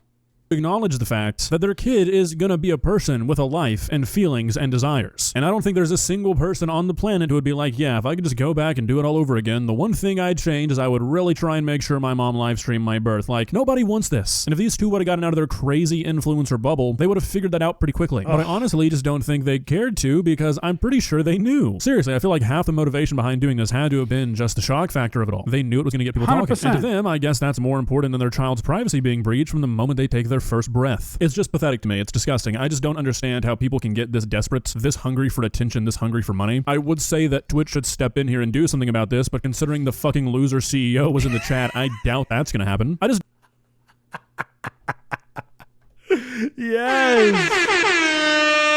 Yes. Fucking loser, creep, CEO of Twitch. Yes. I agree, man. I agree. Shit is crazy, but he's in the business of content, right? So if 50,000 people are watching it and they're not breaking any terms of service, it's money in his pocket, right? Like it's just the fact that the CEO's in the chat is soulless, so to speak. It's very soulless. Don't really know what the answer is here. When is it going to end? When is every last aspect of the human experience being turned into shitty social media content going to go away? Is it just not? Are we that cooked? It seems that way. If that's the case, I might as well ask you to follow me on Instagram while we're on the topic. I don't post videos of me giving birth, but I do post pictures of the outfits I wear and pictures of my car. So basically the same thing. Is that a good shameless plug? I don't know. Like I was saying though, this is the kind of thing that, like, compared to a TikTok that 99% of the people who see it are going to forget about. This is different. Sure, people are probably only going to talk about this for another day or two, but this is never really going to be forgotten. Whoever this kid ends up being, this is going to follow them, whether they like it or not. And if you think doing that to a child's okay, something is wrong with you. Like, can you imagine being the kid in middle school whose mom gave birth to you on live stream, whose dad said W baby as you were born? Do you know how many times this kid's classmates are going to show him being birthed? It's going to be in the thousands. Like, seriously, this is a life-altering decision that these parents made for this kid with seemingly no hesitation. And that's just from one live stream. I'd say it's a pretty fair bet that if they were willing to live stream his birth, that every moment of this kid's life is going to be captured on camera and put onto the internet. And that's another thing too, man. Exploitation of kids. Now listen, I do some family vlogs, and my kids are in some of my family vlogs. But we're talking like these people will exploit every ounce of what this kid does for their own personal gain. I just find that to be creepy too, man. I don't know. Kid will never have a moment of privacy until he moves out, or is old enough to be like, hey, stop filming me, you fucking freaks. But by then, I mean, the damage will be done. Hopefully one day laws to prevent stuff like this will become more common. I know they exist in some places already, but I mean, the lives of millions of children, of people who want to be the next family channel, who want to do shit like this for shock value, they're going to be affected in ways that I don't really think we are prepared for. And you know there's going to be somebody that's like a copycat, right? Somebody who wants to one-up the streamer who gave birth on Twitch. Like, there's going to be somebody that wants to one-up that. What that is, who knows? Because it's sort of unprecedented at this point. I mean, seriously, what's going to happen to these kids when they get to an age where they can realize, oh shit, my parents have been using me for content since the moment I came into the world? I can't imagine anything good. Well, guys, what are your thoughts? I feel like this bothers me a lot more than the other stupid shit we've seen live streamers do, because like I've kind of been talking about, this involves somebody who has no choice in whether or not they are part of this. Like, you can try and blow this off as no big deal or whatever, but as it stands, almost 800,000 people have watched that VOD. There's been countless YouTube videos made about it, news articles made about it. Millions of people have seen this kid be birthed. If you could trade places with that kid, would you? Would you willingly invite millions of people to watch you be birthed? Not only watch you be birthed, but have that footage be on the internet forever and probably be used for some not so great purposes. I doubt it. And it's really shitty. It's really irresponsible of these parents to even consider this as an idea. It's 100 times worse to actually go through with it. I seriously can't believe that this is being allowed on Twitch. And if you've seen the shit that's flown on Twitch. The problem is, it's not that I can't believe it's allowed on Twitch. She's not naked. There's no terms of service technically being violated. It's just morally disturbing. You know what I mean? Like, it's just like, it's one of those things like, just because you can do it doesn't mean you should do it. You know what I'm saying? Twitch these last few years. That's really saying a lot. See ya. Well, there you go. There you go. You had questions? You had questions? Hopefully I provided answers. That's the girl that gave birth live on Twitch. And to be honest, I am glad that we did not actually have to go through the screaming and presentation of it. So there it is. This next one, you gotta check this one out, right? And shout out to the chat, man. Shout out to you guys out in the chat, man. I appreciate you guys. You guys are awesome. We're live on YouTube. We're live on Kick. We're live on Twitch. We're live on Rumble. I still can't get X to work correctly, but once I figure that out, we'll be live on X as well. And what we're doing is we're trying to massage a new algorithm. We're trying to get a new algorithm going for this channel. It's going to take a little bit of patience. It's going to take a little bit of time. But the good news is we got the time. So stay tuned. We got a lot of good shit coming in the future. And I am going to start, and I've said this earlier, but in case you've joined or you've come off, you've joined, whatever, I will be going live for a few hours in and out of Walmarts and Targets. We're going to set that up too. And we're probably going to do that maybe once a month. So I'm actually kind of excited for that. So this one here says the Plus model. Actually, let me rewind that for a second. The plus size model eating herself to death. Man, you know it wouldn't be a good stream without talking about fat people. Or in this case, super skinny people are just as bad too. Check this out. From a dangerously underweight man who eats nothing and drinks 30 cups of tea a day to a eats nothing and drinks 30 cups of tea per day. Plus size model who is so addicted to greasy Chinese takeout that she's I'm not gonna lie, I haven't had good Chinese food in months, because if I do, I go on a Chinese food binge. Chinese restaurant chicken wings, got beef teriyaki, some hot mustard in the rice. Oh, yo, this weekend we got to do it. We're pulling the trigger. I'll vlog it too. or each won't live long enough to see her child grow up. This is Super Size versus Super Skinny, and despite its flaws, which we'll get into, it was one of the most popular weight loss shows of the mid-2000s in the UK, and it showed perfectly the two sides of extreme diets. And the subjects of today's video are about to meet for the first time. Okay, Charlene, come on forward. This is crazy. I'm going to pay you with Mick then. Hello. Hello, pleased to meet you. Angie. You're big. I know you're very tiny. It's harsh, but I do find it hilarious. The first thing they say to each other is that you are big and you are tiny. Surely Mick could have broken the ice by calling her pretty or something else other than you are big. But they aren't wrong. Charlene is clearly morbidly obese and Mick has barely anything on him. What do you eat? A lot. Big meals. She said a lot. What you eat? A lot. I drink about 25 cups of tea a day. Oh my God. With 5 sugars. 5 sugars? How many biscuits? No, nothing at all during the day. Well, I'm really embarrassed to give you my food. Big portions, very big portions. I think I'm in trouble. Yeah. Mick saying he only drinks tea with sugar every day is pretty insane. With the amount of sugar he says, there's probably about 100 calories in each mug of tea, and literally 90% of that is coming from the sugar. So when Mick realizes he has to eat as much food as Charlene does, he's pretty concerned with how he'll cope. When I found out what size portions Charlene takes, it really, really scared me. And to go from small to... Oh, dude, does he have to... He has to eat what she eats, and she has to eat what he eats, or in this case, drinks? Extra large? I'm terrified. And Mick is right to be concerned too, because we're about to see more about Charlene, and it's genuinely shocking how much she eats. And she blames this food addiction on a tough upbringing. Mother of one, Charlene, tips the scales at 22 stone 3 pounds, and at just 24 years old, she's already morbidly obese. Her weight problems began when she was young. I had some family problems when I was about 12, I think, and then That's the problem. Self-accountability. A lot of people can't take self-accountability for their actions. That kind of pisses me off too. I started comfort eating then. I got bullied because of it. Oh, I'm 400 pounds because of something that happened 15 years ago. Like, no, you're 400 pounds because you're a lazy fuck. That's why you're fucking 400 pounds. So I ate more, and then when I was getting bullied, it was just a vicious circle. I'd get bullied, eat more, and then because I was getting bigger, I'd get bullied more. It was horrible. It's funny they've put the most awful looking food behind it to really drive home the point that we're supposed to find Charlene's diet disgusting. But Charlene's weight isn't a laughing matter, because she weighs just over 300 pounds. Oh, I said 400, but oh my goodness, man.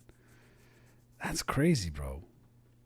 Is a dangerous weight to be at only 24 years old. And Charlene has quite a common story crazy. here about why people gain weight. And the majority of the time, it's not even the person's fault when they gain weight. It's the food they're fed by the parents when they're young. And then when you're bullied at school because of your weight, it makes you feel worse and you just keep on eating. Realistically, Charlene probably needed help from home, but she mentioned she's got family issues, so maybe she didn't really have much support from home. Now, this love of food has followed her into adulthood, and she's spending a lot of money on takeout food, which has caused her to balloon in weight. Charlene's idea of heaven is Chinese takeaway. Oh my God, Chinese food, some chicken bro. balls, grilled rice, beef with mushrooms, spare ribs, chow mein, chips. Spare ribs. After a slap-up meal, she doesn't stop.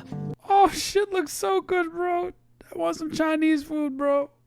If we have our dinner about 5 o'clock, then about 9 o'clock I'll probably get a bit hungry again, so I eat the Chinese that we had earlier. This is a ridiculous amount of food, and I actually worked it out to be about a £40 order, but what seems like just her and her... And you got a daughter, bro.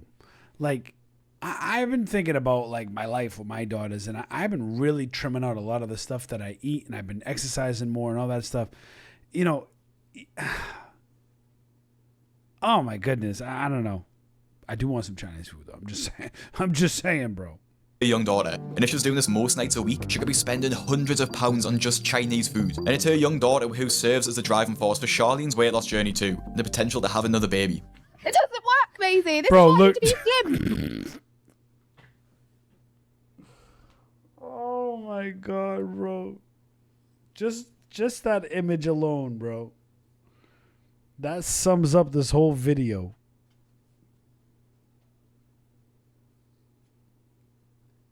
Was it this way? That image alone sums up this whole entire video. We went to a theme park not very long ago, and she wanted me to go on a ride with her, but I just couldn't because there was no way I could have fitted on it. And I bet you she'd be a pretty woman too. I bet you she'd be a real pretty woman. She's got a pretty face. My friend had to go with her, and it was horrible that I had to stand and watch her go around with my friend. Charlene also dreams of having another baby, but she's frightened. I had a really awful pregnancy. How do you know she's not already pregnant now? Jesus Christ. How can you tell the difference? Pregnancy and birth, and the labour went horribly wrong, and it was all to do because of my weight. I was at high risk. And despite winning curvy beauty pageants, Charlene does genuinely seem motivated to change her habits for her daughter. I feel like Charlene needs to change her eating habits not just so she can look after her daughter, but so her daughter eats better as well. Because like we saw, when Charlene has a takeaway, so does her daughter. And Mick the underweight biker wants to change his eating habits too, when he's revealed to be just over 100 pounds in body weight. Oh my goodness. 56-year-old Mick weighs in at just 7 stone 8 pounds. With a body mass index of 18.1, he's underweight, and his puny looks make him stand out in all the wrong ways from his mates. I will say the voiceover on this one was pretty brutal in calling him puny, but he is extremely skinny compared to his biker friends, who he laughs at and calls fat in his voiceover. But behind his laugh, you can tell he does want to put on some weight, not just for the physical health side, but just to feel more confident in himself too. I would love to put on a bit more weight. It'd feel better on the bike, and it make me feel better in myself. But why don't just eat? One needs to shut her mouth, the other one needs to open her mouth.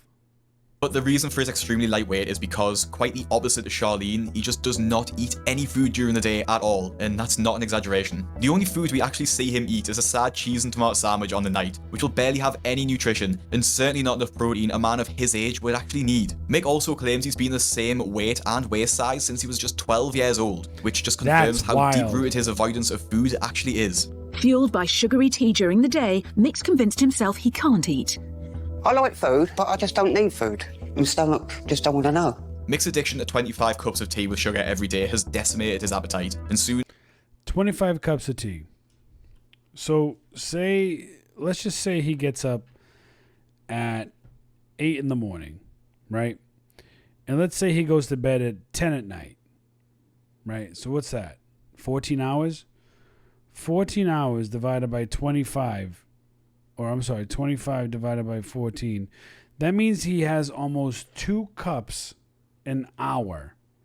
Almost 2 cups of tea an hour. And that's if he gets up at 8 and goes to bed at 10. He'll be thrown into the lion's den to conquer his food fears, as he and Charlene are about to attempt a diet swap. But first, Charlene is going to need some convincing to it. Bro, there's no way. I bet you she cannot do it. I bet you it's going to be easier for him than it's going to be for her. Guaranteed. I'm calling it right now. Attempt Mick's diet, if you can even call it a diet. And she is being sent to where most of my subscribers are from, to the United States of America. Of course. Or some shock treatment. Charlene's heading for Peoria, Illinois, in America's Midwest, for a taste of the extra large way of life. My name is Melissa Bushnell. I'm 38 and I weigh 32 stones, 4 pounds. Melissa weighs about 450 pounds, so around 150 pounds heavier than Charlene. Wow. It could genuinely help Charlene to see how she struggles day to day. Melissa has developed weight-related health problems, which are serious and distressing. My back hurts pretty much constantly and my knees tend to just give out. Like, at what point do you not look at yourself and say, hey, I can't be this big? I mean, you realize it at 400? What happened at 380 or 350 or 320 or 300? Like, at what point were you just like, hey, I need to fucking stop? Literally just cry when I get out of bed. The pain is so great. Some days I just want to give up. I mean, it's tough watching her be in so much pain. It really is. I mean... Bro, you an enabler. You are an enabler. They also share some similarities too, as Melissa wants to lose weight to become a mother, but knows she can't at her weight, and she actually suffered a tragic miscarriage some years before filming, which she blames on her weight. So with Melissa being older than Charlene, she wants to help That's crazy. Charlene not go down the same path she has, and you can tell how nervous Charlene is about meeting her. Hi! Hello. Hi, nice to meet you. I'm Melissa. Hello, Melissa. What's your name? Charlene. Oh, nice to meet you. Thanks for coming over. The women start by swapping life stories. She said, oh, what's your name? Like she wasn't like expecting her or something. When I was your age, I was about 250 pounds, which I guess is about 17 or 18 stone. I'm heavier than that now, so it does worry me that I'm so big already. I've got a little girl called Maisie. Oh. She's 3. Oh, that's beautiful. We haven't had a family of our own yet, so I'm hoping to lose enough weight that we can either adopt or, have a child on our own, so. Right now she's a crazy cat lady. Do you have any health problems? Not at the moment. That's awesome. And although Charlene doesn't have any issues at the moment, Melissa shows her what health problems she could have if she carries on eating, showing Charlene the absolute mountain of medication she needs to take for her litany of health. Bro, look at that tub.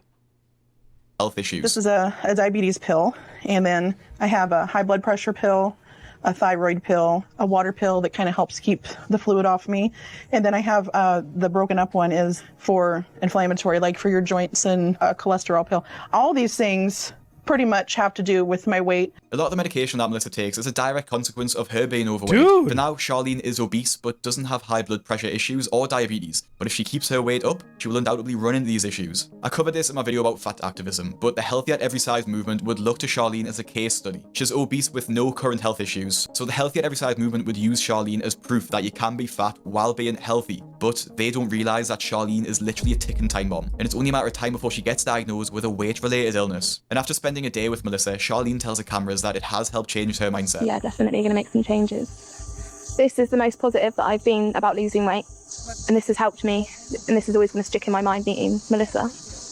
So with her positive mindset for the diet in place, it's time for the diet swap. Mick sits behind his 7 cups of tea with 5 teaspoons of sugar each, Oh my and Charlene goodness. sits in front of her surprisingly small breakfast, which is a bowl of sugary cornflakes and a slice of toast. Do you not get hungry? No, as long as I have me tea with me 5 sugars.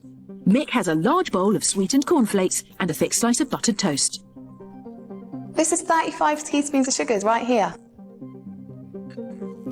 35 After just a teaspoons few of mouthfuls sugar? of cereal, Mick's in trouble. I mean, I'm struggling through this at the moment.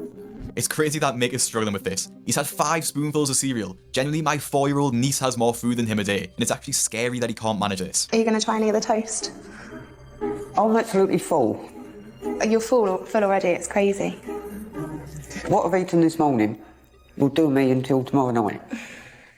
It's not even a massive breakfast. Like, I know it's not the most healthy, but it's literally just a bowl of cereal and a slice of toast. But to Mick, this is an absolute mountain. But I understand, because when you don't eat a lot, like, your stomach shrinks. So you physically feel full. And this guy only drinks liquid, so his stomach is probably the size of a quarter. Most comments in my previous videos about super size versus super skinny mentioned how instead of a diet swap, they need therapy instead. And I think in Mick's case, this is 100% true. It's doing him no favors being faced with food and just being told to eat. And as the evening rolls by, Charlene has yet another 7 cups of tea, and Mick is faced with a huge lasagna and half a garlic baguette. Charlene is really quiet at the meal swaps, but she does tell Mick that she feels sick from the amount of sugar she's drinking from the teas. But Mick also feels sick from the amount of food he's being asked to eat. I don't think I can. What, not even any of the lasagna? I'm just not hungry. I can't believe you don't have any food all day. I'm frightened to even take a bite of it. All the tea, dude. I can't eat this. This will make me ill. My stomach's rejecting it. And what about your garlic bread? After nearly 40 years of not eating properly, it seems Mick's just not able to stomach the idea of eating a full meal. Just can't eat no more. 40 years the of stomach's not just eating. not allowing me. Genuinely, I don't know how Mick has survived to this point. I don't know how anyone can sustain themselves on just cups of tea. Although we can say Mick has a severe aversion to food and has some sort of mental barrier put up, it's tough for Charlene to see that, and she can't hide her frustration with him. I think he had like 3 or 4 spoonfuls of lasagna. And Joe flipping his out just says, I could save her. a tiny little bite of this garlic bread. I just don't think he was trying. And it's not just Charlene who's frustrated, with Dr. Christian also stepping in to give Mick some shock therapy of his own by showing him just how much sugar he's consuming. I've worked out what you get through in a year. That's crazy, dude. 154 kilos of sugar in a year. This is just what you're putting in your cups of tea, mate. Does that shock you? Yes, it does. Dr. Christian says that 80% of the calories in Mick's diet is made up of sugar. There's literally just zero nutrition, no vitamins, proteins, minerals, just nothing that his body needs. He needs to get that from the cheese and tomato sandwich he has every so often. And although some people might get excited by seeing that much white powder, for Mick, it's a wake-up call, and he looks slightly defeated when faced by what he's eaten. Day 2 of the diet swap comes around too, and Mick has a glass of sparkling water with 3 slices of toast, while Charlene has another 8 sugary teas to drink. Now, Mick has another couple of bites of toast and says he's full and can't eat anymore, saying he feels sick. However, Charlene has had about 22 cups of tea in the past 24 hours, and she's also starting to feel the effects. Charlene's given the swap her all, but her 23rd cup of sweet tea is one too many. I feel really, really, really sick.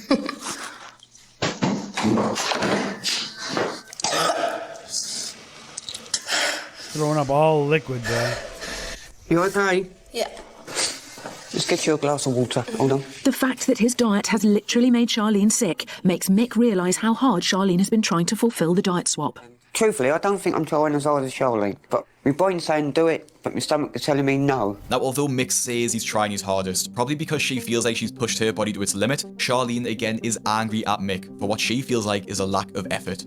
I don't think he's trying, and it makes me really, really angry when people get given opportunities like this to get some help and they don't take it. I can see Charlene's point of view. From where she's sat, Bro, I'm telling you, she's not going to be able to do it. 100% she's not going to be able to do it. he's just nibbling on a piece of toast for 15 minutes and calling it there, while she is being asked to drink 23 cups of tea. It is a little bit ridiculous. Also, these portion sizes for Mick haven't even been that crazy. Like, it's clear that Charlene's 300-pound weight gain hasn't come from these breakfasts. And with Mick struggling with these breakfasts then, he's going to have a heart attack when he sees what he needs to eat for lunch. Lunchtime, and Mick needs to show much more commitment to the diet swap. That means making a serious effort with her mega portion of lasagna, chips, 2 big lumps of cheesy bread, 2 bags of crisps, and 2 chocolate biscuit bars. I know I said I'll try, but this is frightening me. Because there's so much. Yeah. And for once, I do agree with Mick. This is an absolute mammoth portion and just so unnecessary. There's a mountain of chips, or fries to Americans, 2 bags. Who eats that for dinner? That's what I want to know. That's not like a normal size anything for dinner. That is not normal anything. Bags of potato crisps and a lasagna. Literally all of this food is just beige as well. There's 0 colour on any of the plates except for the chocolate. I don't even feel like it's worth mentioning what Mick has for lunch either, because as you can probably guess, it's more tea, and he struggles to eat any of Charlene's food. After 3 bites of lasagna, 1 chip, 1 piece of chocolate, and a sip of water, Mick's had enough. I'm absolutely full. My stomach's just not allowing the food to go down. Charlene's been unable to face any tea for the first time in the swap, but she's more frustrated with Mick. He needs to change his mindset that he's here because he wants to be, not because I want him to eat the food. I'm disappointed that Mick just isn't trying hard enough with the diet swap. And most worryingly of all, I don't think he believes that he can do it. Even with Charlene supporting him, he's still resisting. And this doesn't bode well for once he gets back home on his healthy eating plan. And soon after this, they move on to the final meal. And this is probably the worst of Charlene's meals for me personally, as it's a massive kebab with chips, cakes, and sweets. When they zoom into the meat, you can literally see how greasy it is. It's because this kebab meat is just covered in oil. And Charlene's first solid meal in 2 days is handed to her in the form of a ham and tomato sandwich, but understandably, she doesn't really want it. However, Mick does make an effort with this meal. That shit looks disgusting. That looks disgusting, bro. And I know it's just tomato and whatever the hell that luncheon meat is, bro. That looks nasty. I actually thought you were just going to give me tea again, so I'm quite excited that there's food there, but I'm not hungry. And the tea is not welcome. I can't even try to drink it just because the thought of it is making me feel ill. It seems Mick's got the message about replacing sugar with proper food, and for the very first time, he makes a real effort. I think I'm going to try and change, so I will try and eat. He manages a modest but respectable portion of chips, meat, sauce, and even some fizzy water. I've eaten fizzy water. A bit more than I first come in, but I'm just pushing it and pushing it and pushing it, like I said I would. I just want you to get the most out of it, just like I have been. So I've been pushing you to eat more. You've been doing it for my own good. Mm-hmm. What is the benefit though? Like, whoever wins gets what? Like, what happens? And I needed that push. Yeah. I really did. And without that push, I wouldn't be eating. I'm glad Mick actually did try to eat something, because it was painful at times watching him struggle to even take a nibble of toast. I feel like out of the both of them, although Charlene did have a tough time in America looking at her potential future, Mick has got a bit more out of the show. I'm not sure if just because Charlene's quite shy, but she does seem quiet when meeting Melissa and has a similar attitude when talking to Mick about food. However, she said that she's going to make a change for the better, so we'll see if she's going to stick to it. Now, the diet swap has come to an end and they are given respective goals in order to improve their diets. Charlene is given a diet plan of 2,000 calories a day, and her plan is designed to increase her fruit and veg intake, as well as eating more lean meats while cutting down on the takeaway food. Mick, on the other hand, is given a diet of 2,800 calories, which to me seems really high, considering he's literally eating nothing at the moment and seems like it's been set up for failure with such a high target. After 2 months, we meet back up with Charlene and Mick to see if they've hit their respective goals. I'm feeling nervous about the weigh-in today, just because I hope it's what I'm expecting. I really do hope I've put on a little bit of weight with all the hard work I've put into it. But before we say their final weights, they give their stories on how they've changed. Charlene tells us that instead of ordering out food, she's been making healthy versions of her favourite takeaways, and that she's been going to the gym every single day. Bro, there's no fucking way, bro. I'm sorry. There's just no way. Sometimes twice a day. Twice a day will probably be a little bit overkill and might lead to burnout. But making healthy versions of foods that you like is genuinely a great tactic to overcome cravings without cutting out what you love. Mick claims he's cut his tea intake in half to around 12 cups of tea a day, which is still a ridiculous amount even for British people, by the way. But he also claims he's been having regular meals throughout the day, which is great to hear. And finally, we get to hear the results of the show, which may shock some of you watching. Bro, what the fuck? YouTube, bro? What do you mean policy violations? YouTube's tripping, bro. What the hell's going on with YouTube?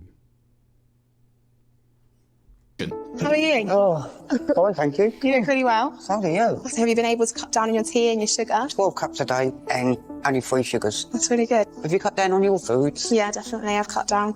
I followed the plan religiously. Well, how are you guys doing? Good to see each other again? Yes. Yeah. You look lovely, doesn't she? Yeah, she does. Yeah.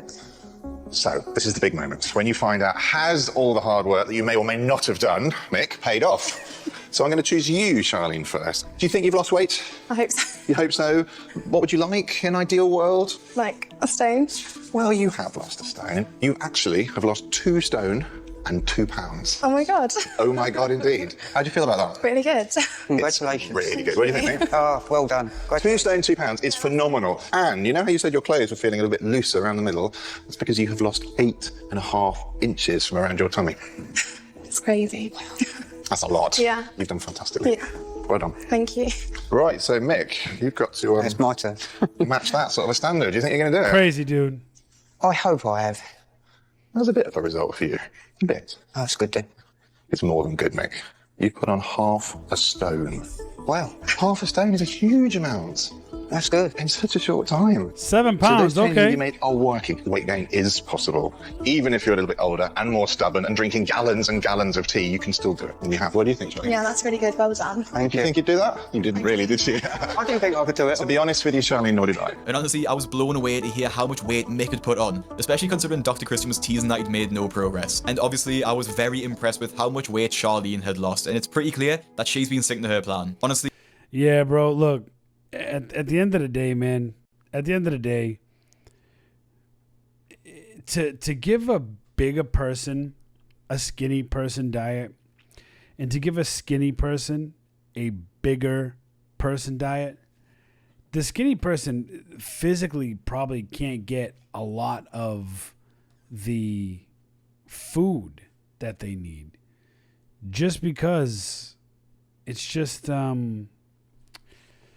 it's not possible. Like, you can't just not eat for 40 years and then all of a sudden start eating. But at the same time, I know that she was like not gonna have it. She just wasn't gonna have it.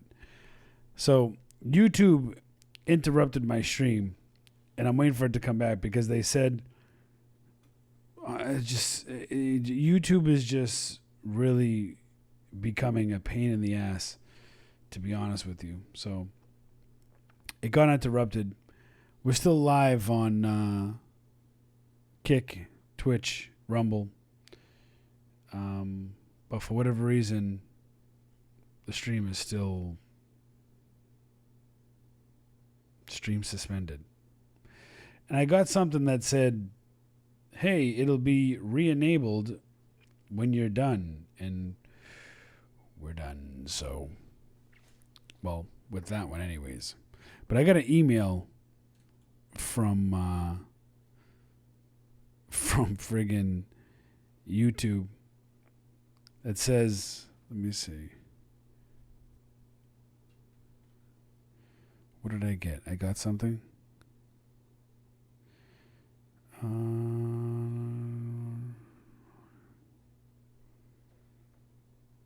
What are they saying, dude?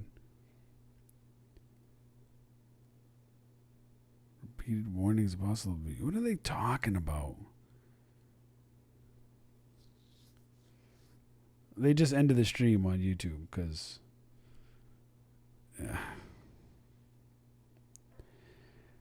YouTube is, they tell you that you can react, and this is why streamers don't go live on YouTube. So I think from now on we're gonna go live on Kick and Twitch, or at least Kick. We'll go live on and Rumble. Rumble. We'll stick with Rumble and Kick, and then we'll just have to do what all the other streamers do.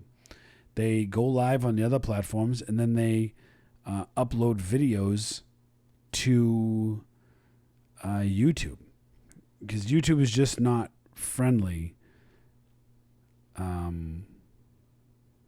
Yeah.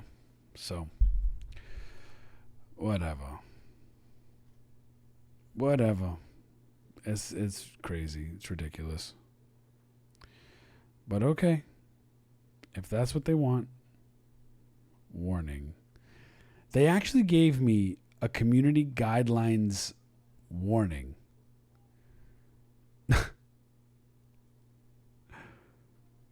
So it says all streams are scanned for matches of third-party content, including copyright content in the form of another live broadcast.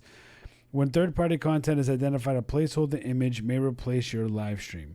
You'll be warned to stop streaming the third party, because they never warned me. If you comply with this warning and address the issues, your stream can continue. If the third-party content remains in your stream, your live stream will be temporarily interrupted or terminated. But they say that you... This is what I don't understand. This is what I don't understand. All right, well...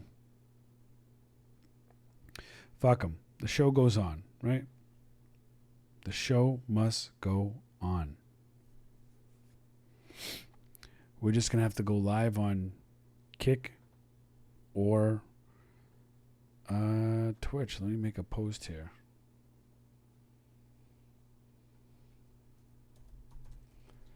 Still live on Kick and Twitch and Rumble.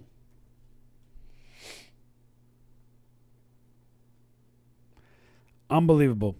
We might only go live on Kick and Rumble, because even Twitch acts up, man. Even Twitch fucking acts up, and I don't know if I trust Twitch enough to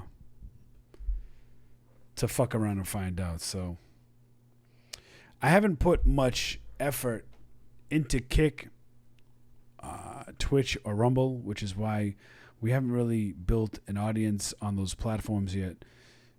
But that's the first time that's ever happened to me on YouTube. So fuck them. Fuck them. Oh, man.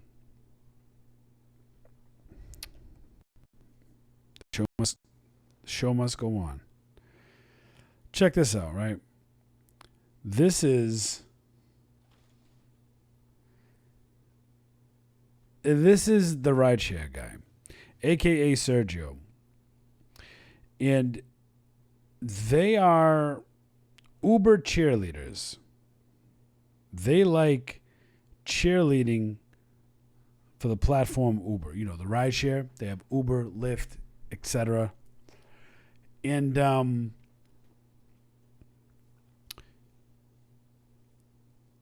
I personally feel that a lot of this shit comes off very scripted, fake, phony, etc. Right? But you guys can be the judge. I don't know what the fuck he's going to talk about. But it says Uber just announced major driver changes for 2025. If you do rideshare, I used to do rideshare back in the day.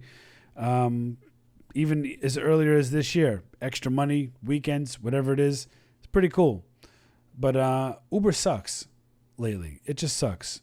I haven't done it in 6-7 months. But to be honest with you, it's just not worth it. I don't think.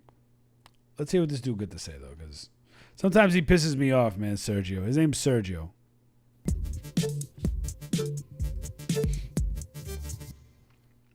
Hey everyone, Sergio with the Rideshare Guy. I was going to say welcome to another episode of Sergio's Diaries, but this is not it. This is bigger than that. So let's get to the chase. Today, in Washington, D.C., the CEO of Uber, Dara Khosrowshahi, was on stage announcing... Who, by the way, the CEO of Uber is a piece of shit, by the way. Dara, he's a big piece of shit, so... some major news regarding their driver community. It was titled, Only on Uber 2025. This is pretty customary. Uber does two things. In spring, they put out, go get... And bro, first of all, Sergio, he's staring into the camera like a deer in headlights, and he's reading a script, and he's like, so, the government, he's like, come on, man. 2025 for the riders, and towards the fall or winter, they put out only on Uber for drivers. There's a lot to unpack, so settle down. FYI, if you're watching this, there is a corresponding article on our blog. You must subscribe in order to read the blog. So, hey, shout out to Suteran over on Kick. Shout out to you, bro. Glad you're here. The newsletter also went out about the same time as this video did. All I'm asking is just go. New news. This shit came out 12 hours ago. How new do you want? This is 12 hours ago this shit came out. Go to www.therideshareguy.com and subscribe to the free newsletter. Free, folks. There isn't much free these days, okay?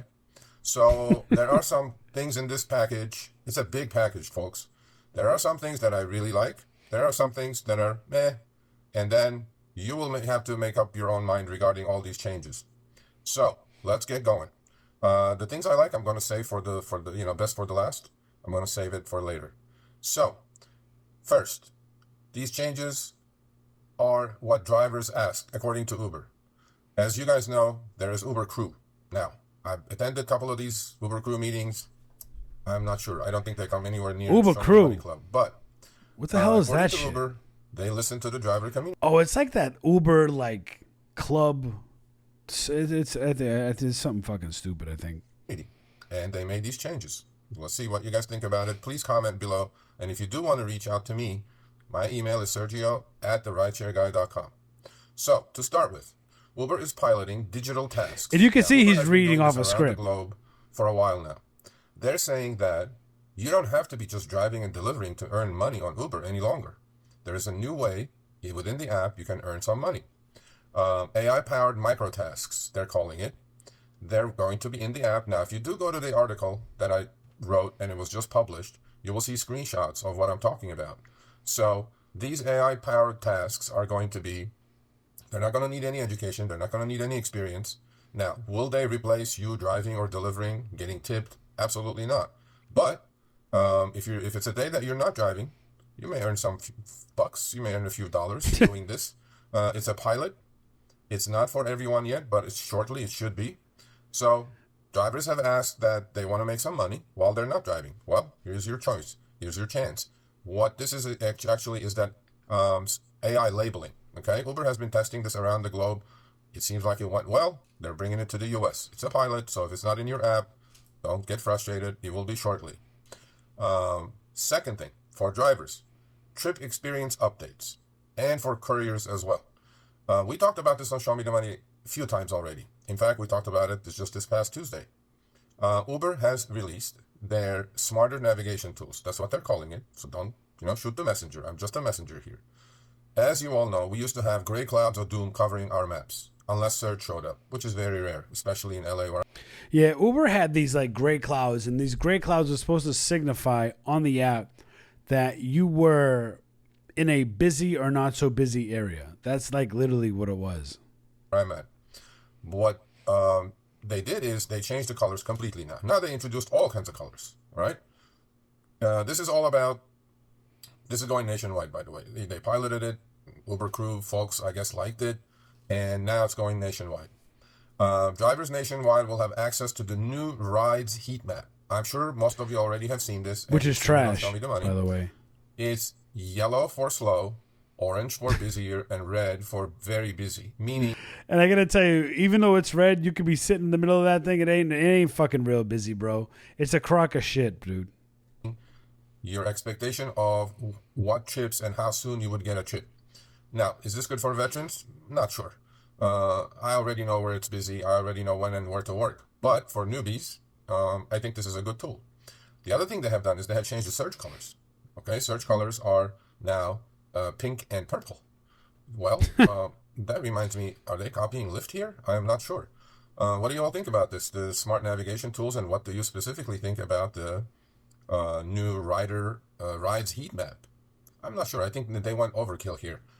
They went from gray clouds of doom to too many colors, I think. But You don't need gray clouds. You don't need red, yellow, purple, fucking hands, shoulders, knees, and toes. You don't need any of that shit, dude. You need a regular map, and you need a fucking red color for surge. That's it. You need the map and red surge. That's it. time will tell. Again, you guys please comment below. Another thing, more safety features, more peace of mind, Uber calls it. We talked about this on Show Me the Money as well. Which one was that? Women to women matching, right? Which is complete bullshit. Women to women matching. So you're just going to discriminate against men? All men are bad? You're saying that all men are bad drivers, so women can't match with men? I think that's bullshit. Unfortunately, there aren't that many females driving on the platforms. From what I know, it's about 20%, and most of them do not drive the drunk hours, right? But Uber's piloting this program, and they're extending it now to Baltimore, Minneapolis, Philadelphia, Seattle, Portland, and Washington, D.C. All blue. Just saying. Well, they're saying that a lot of female drivers are opting to pick up just female passengers. Now, before you email me and say, oh, this is, not right. As male drivers, we're going to get less trips. Look, this is, I don't think it's going to make that much of a difference, because just for the fact that there aren't enough female drivers on the platform. So we'll see how this goes. But I do like this idea. It's just the fact that if Tony could have got a $40 ride and that meant the difference between him buying groceries or not, it's going to go to somebody else. And the fact that you sat here and said, I think this is a good idea, just shows how much you pander to these platforms. I like a lot of female riders being able to get matched with female drivers. Now, if you do go to the article, again, I keep mentioning it because all the screenshots are provided. It's easy to talk. It's easy to talk from the grandstands when you're not actually in the field making a living off this. Like, yeah, he goes out and drives, but he doesn't make his living off of Uber and Lyft. So, to say that, I think is a crock of shit. Were provided by Uber to us, and I was able to insert all these screenshots. The other thing is, for female drivers, there's going to be a toggle on and toggle off switch in this. So that doesn't mean just because you're female, you're automatically going to be opted in and you just have to do pick up females. You can pick up anyone, but if you specifically want to limit your pickups to just female riders, you have a choice to do so. And it's the same thing goes for the riders as well. So, I like this idea. I don't think it's going to hurt drivers. Another safety tool. Oh, yeah, he likes this idea. Safety tool, I think it's a pick your rider tool for me. Anyway, this showed up in my app and it should be showing up. It's going nationwide as well. There's a minimum rating app in the app now. So you can actually set your limit on the rider rating. I'm going to set it at 4.6. There's also another opt-in or toggle in and toggle out switch on this. So I turned mine on, rider rating, trip filter, and I set it at 460. Now, what you can do with this is, let's say in the morning, right? That's another thing. I used to not pick up riders that were below 4.70. Do you know how much shit, what a shit rating you have to get just to get down to 4.7? Like even just 4.9. How much shit you have to do or put up with or deal with for people to mark you constantly to get to a 4.9, 4.8, never mind 4.7. Like, you have to be a real dick driver to get a real crappy, rating. Like, come on. You're not going to have too many drunks. You can set it maybe a little bit lower. But in the evenings, maybe if you're driving drunk hours, you can set it higher. So this is not like set it and forget it. You can change it as much as you want. Okay. Now, here's one of the things that I really, really like. It's called launching of delayed ride guarantee. Okay. As you guys know, most of you, when you do email me saying, oh, Serge, trip went another 10 minutes and another 2 miles. Uber Algo did not know about this, and now I'm not getting my upfront pay adjusted. Well, good news on this front. If a trip, and Lyft has this, by the way, again, Uber looks like it's following Lyft on this.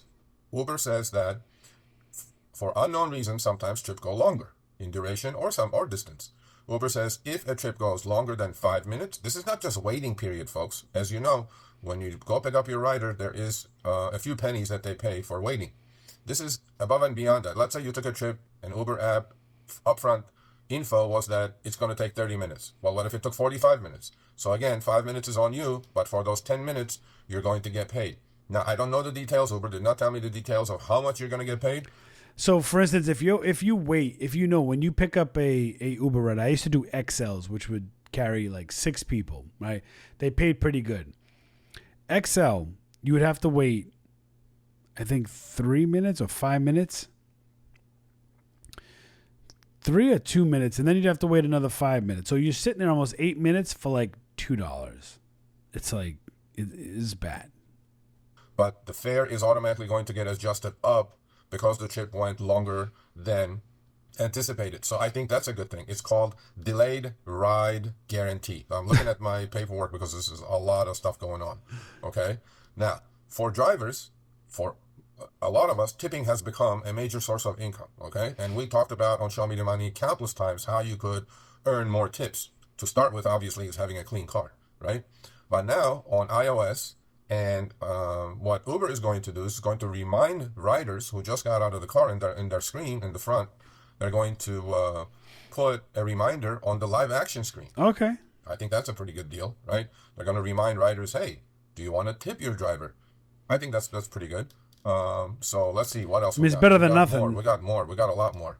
It's better than nothing. I'm going to save the best for last, as I said. So there is something in here for riders. There is something in here for drivers. Okay, couriers and drivers, rideshare drivers. There is going to be a nationwide launch of courier rating protections. I talked to a lot of couriers as well who do Uber Eats. They say, Serge, I went to the restaurant and it was closed, and Uber dinged me with a cancellation. Well, no more. No worries about that. They're going to take your word for it, and they're going to take away that cancellation hit that your, let's say, your acceptance rate and cancellation rate, that hit is going to go away. One other thing.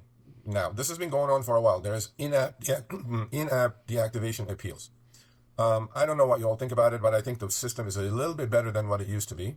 But now, according to Uber, there's going to be more scrutiny paid to what riders are sending Uber, meaning they're going to look into it. A human is going to start looking into it, into the complaints, as opposed to just some algorithm deactivating you and ruining, right, what you have going. Basically ending your livelihood. And when it comes to fraudulent reports from riders, Uber says riders are going to get kicked off the Uber platform as easily as drivers are, because they're going to keep track of how many complaints a rider is sending to Uber regarding their drivers trying to get their $6 back. Okay, we know how that goes. So these are the things. So there's two or three more things. Hallelujah. I do a lot of deliveries, folks. I don't know about you folks, but I do. Deliveries come time, but they pay shit though. It pays shit. Do a lot of deliveries. I enjoy it. You know, gets me out of the car, gets me walking. That's my recommendation to you as well, by the way. You know, if you're working the morning shift, lunchtime is going to be busy with deliveries. Why don't you try Uber Eats? I like it. Guess what, folks? For years, I've been telling this to Uber. There's something called tip baiting, right? So meaning, consumer 100% receives their food, they eat it, they literally go to the bathroom, and then within an hour they change their mind and take the tip away. BS. I called that actually to the face of the head of Uber Eats when I met him, and he says, we're working on it. It's been 2 years. Finally, it's here. When you do receive a pickup order for food or for groceries, and most of the time it will say tip included. Now that tip is guaranteed, even if the consumer takes the tip away and tries to tip bait you. I think this is amazing. I think this is wonderful. So it's about time. And they've waited so long to implement a lot of this shit, man. One other thing that I really like, and I pushed Uber on this, and then they got back to me finally. Now, they didn't tell me what city, so I need your help with this. Let's see if you're getting this. As you all know, okay, how long does the Uber ping last?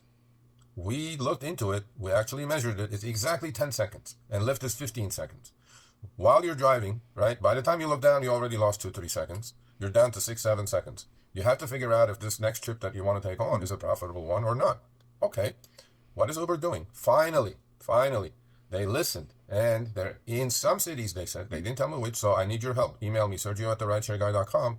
If you feel like the ping is longer than 10 seconds, they are extending the ping duration. They said by up to a third. So we take everything we can get. Okay. It was 10 seconds, so a third of 10 seconds is another 3.3 seconds. So that's 3.3 seconds is a lot, actually. So in some cities, they said they're going to extend the ping duration to up to... I mean, that shit gets dangerous, man, because it's true, man. If you're driving, especially if you're on a ride with a passenger, and if you are accepting other rides to go to after, and you have to like look, now you have people in your vehicle and you have to like look quick and make it a split decision while you're driving. It's just, they should give you a little bit more time. A third longer. I take their word for it, but then you guys are my eyes and ears. If you do see something like that, all you have to do is, by the way, look at your watch and then count to 10 from the start of a ping to the end of a ping. I think this is amazing. The reason is it's safer, right?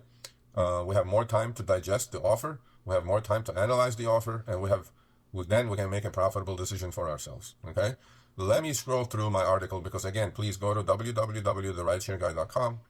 Sign up to the newsletter to see all the screenshots that I'm talking about. I think I went pretty much everything. If I missed it, again, that's why you should go to the article. Go check it out. It's free newsletter. If I missed it, fuck it. Just go to the article. On our blog. It's a must, really. If you're a rideshare driver or a courier, it's a must. So with all these changes, a couple of them I really like. Tip baiting I like a lot. Extended the ping duration. The tip things are good. Tip thing is definitely good. Some of this, AI tasks, right? Simple tasks that you don't even have to be driving. You could be sitting home and you could be doing some task and get paid for it. Now, they didn't tell me what the pay is going to be, but hey, I like it. There's a lot going on here. So last but not least, here's my take on it. I get it, only on Uber 2025. It sounds impressive. There are some things I like in it. There are some nothing burgers in it. Uber sucks. You all are going to say already, this is not going to pay me more. Why are they not increasing the fares? I agree. There's not much in here that tells me that either hourly pay or dollars per mile and minute, if you're still not on the upfront fares system and you still have a rate card. I don't think anybody does, with the exception of Washington State. Mm-hmm. So I am not sure. Our cost of living has gone through the roof over the last 5 years. Have our earnings kept pace with inflation? Absolutely not. In fact, our earnings have declined under upfront fares. 100%. So, is this a bunch of nothing burger? No, I'm not going to say that. But what I'm going to say is that there are some good things in here, but then overall, none of this is going to, I think, make us more money. So let me know what you think. Please join us every Tuesday and show me the money. I think that's probably the smartest thing he ever said right here. None of this is going to make us more money. So if you're still out there, you're doing Uber and you're depending on that full-time, man, shame on you. You should be pivoting, looking for another hustle, looking for the next thing, adding additional income to that. Nobody should depend solely on Uber or Lyft or rideshare at all. That's just my opinion. That's just my take. So anyways, well, guys, look, they cut off things. I got to fix a couple things now. I was going to stay on for a little bit more, but we're going to cut it here. And we're going to decide we're probably going to go live on Kick and Twitch from now on. Cut up some videos. We'll upload to YouTube, blah, blah, blah. So anyways, guys, appreciate you guys for watching. Thank you so much. Smash the like. Share this out. Do whatever you got to do. I'll catch you guys on the next one. Let's go.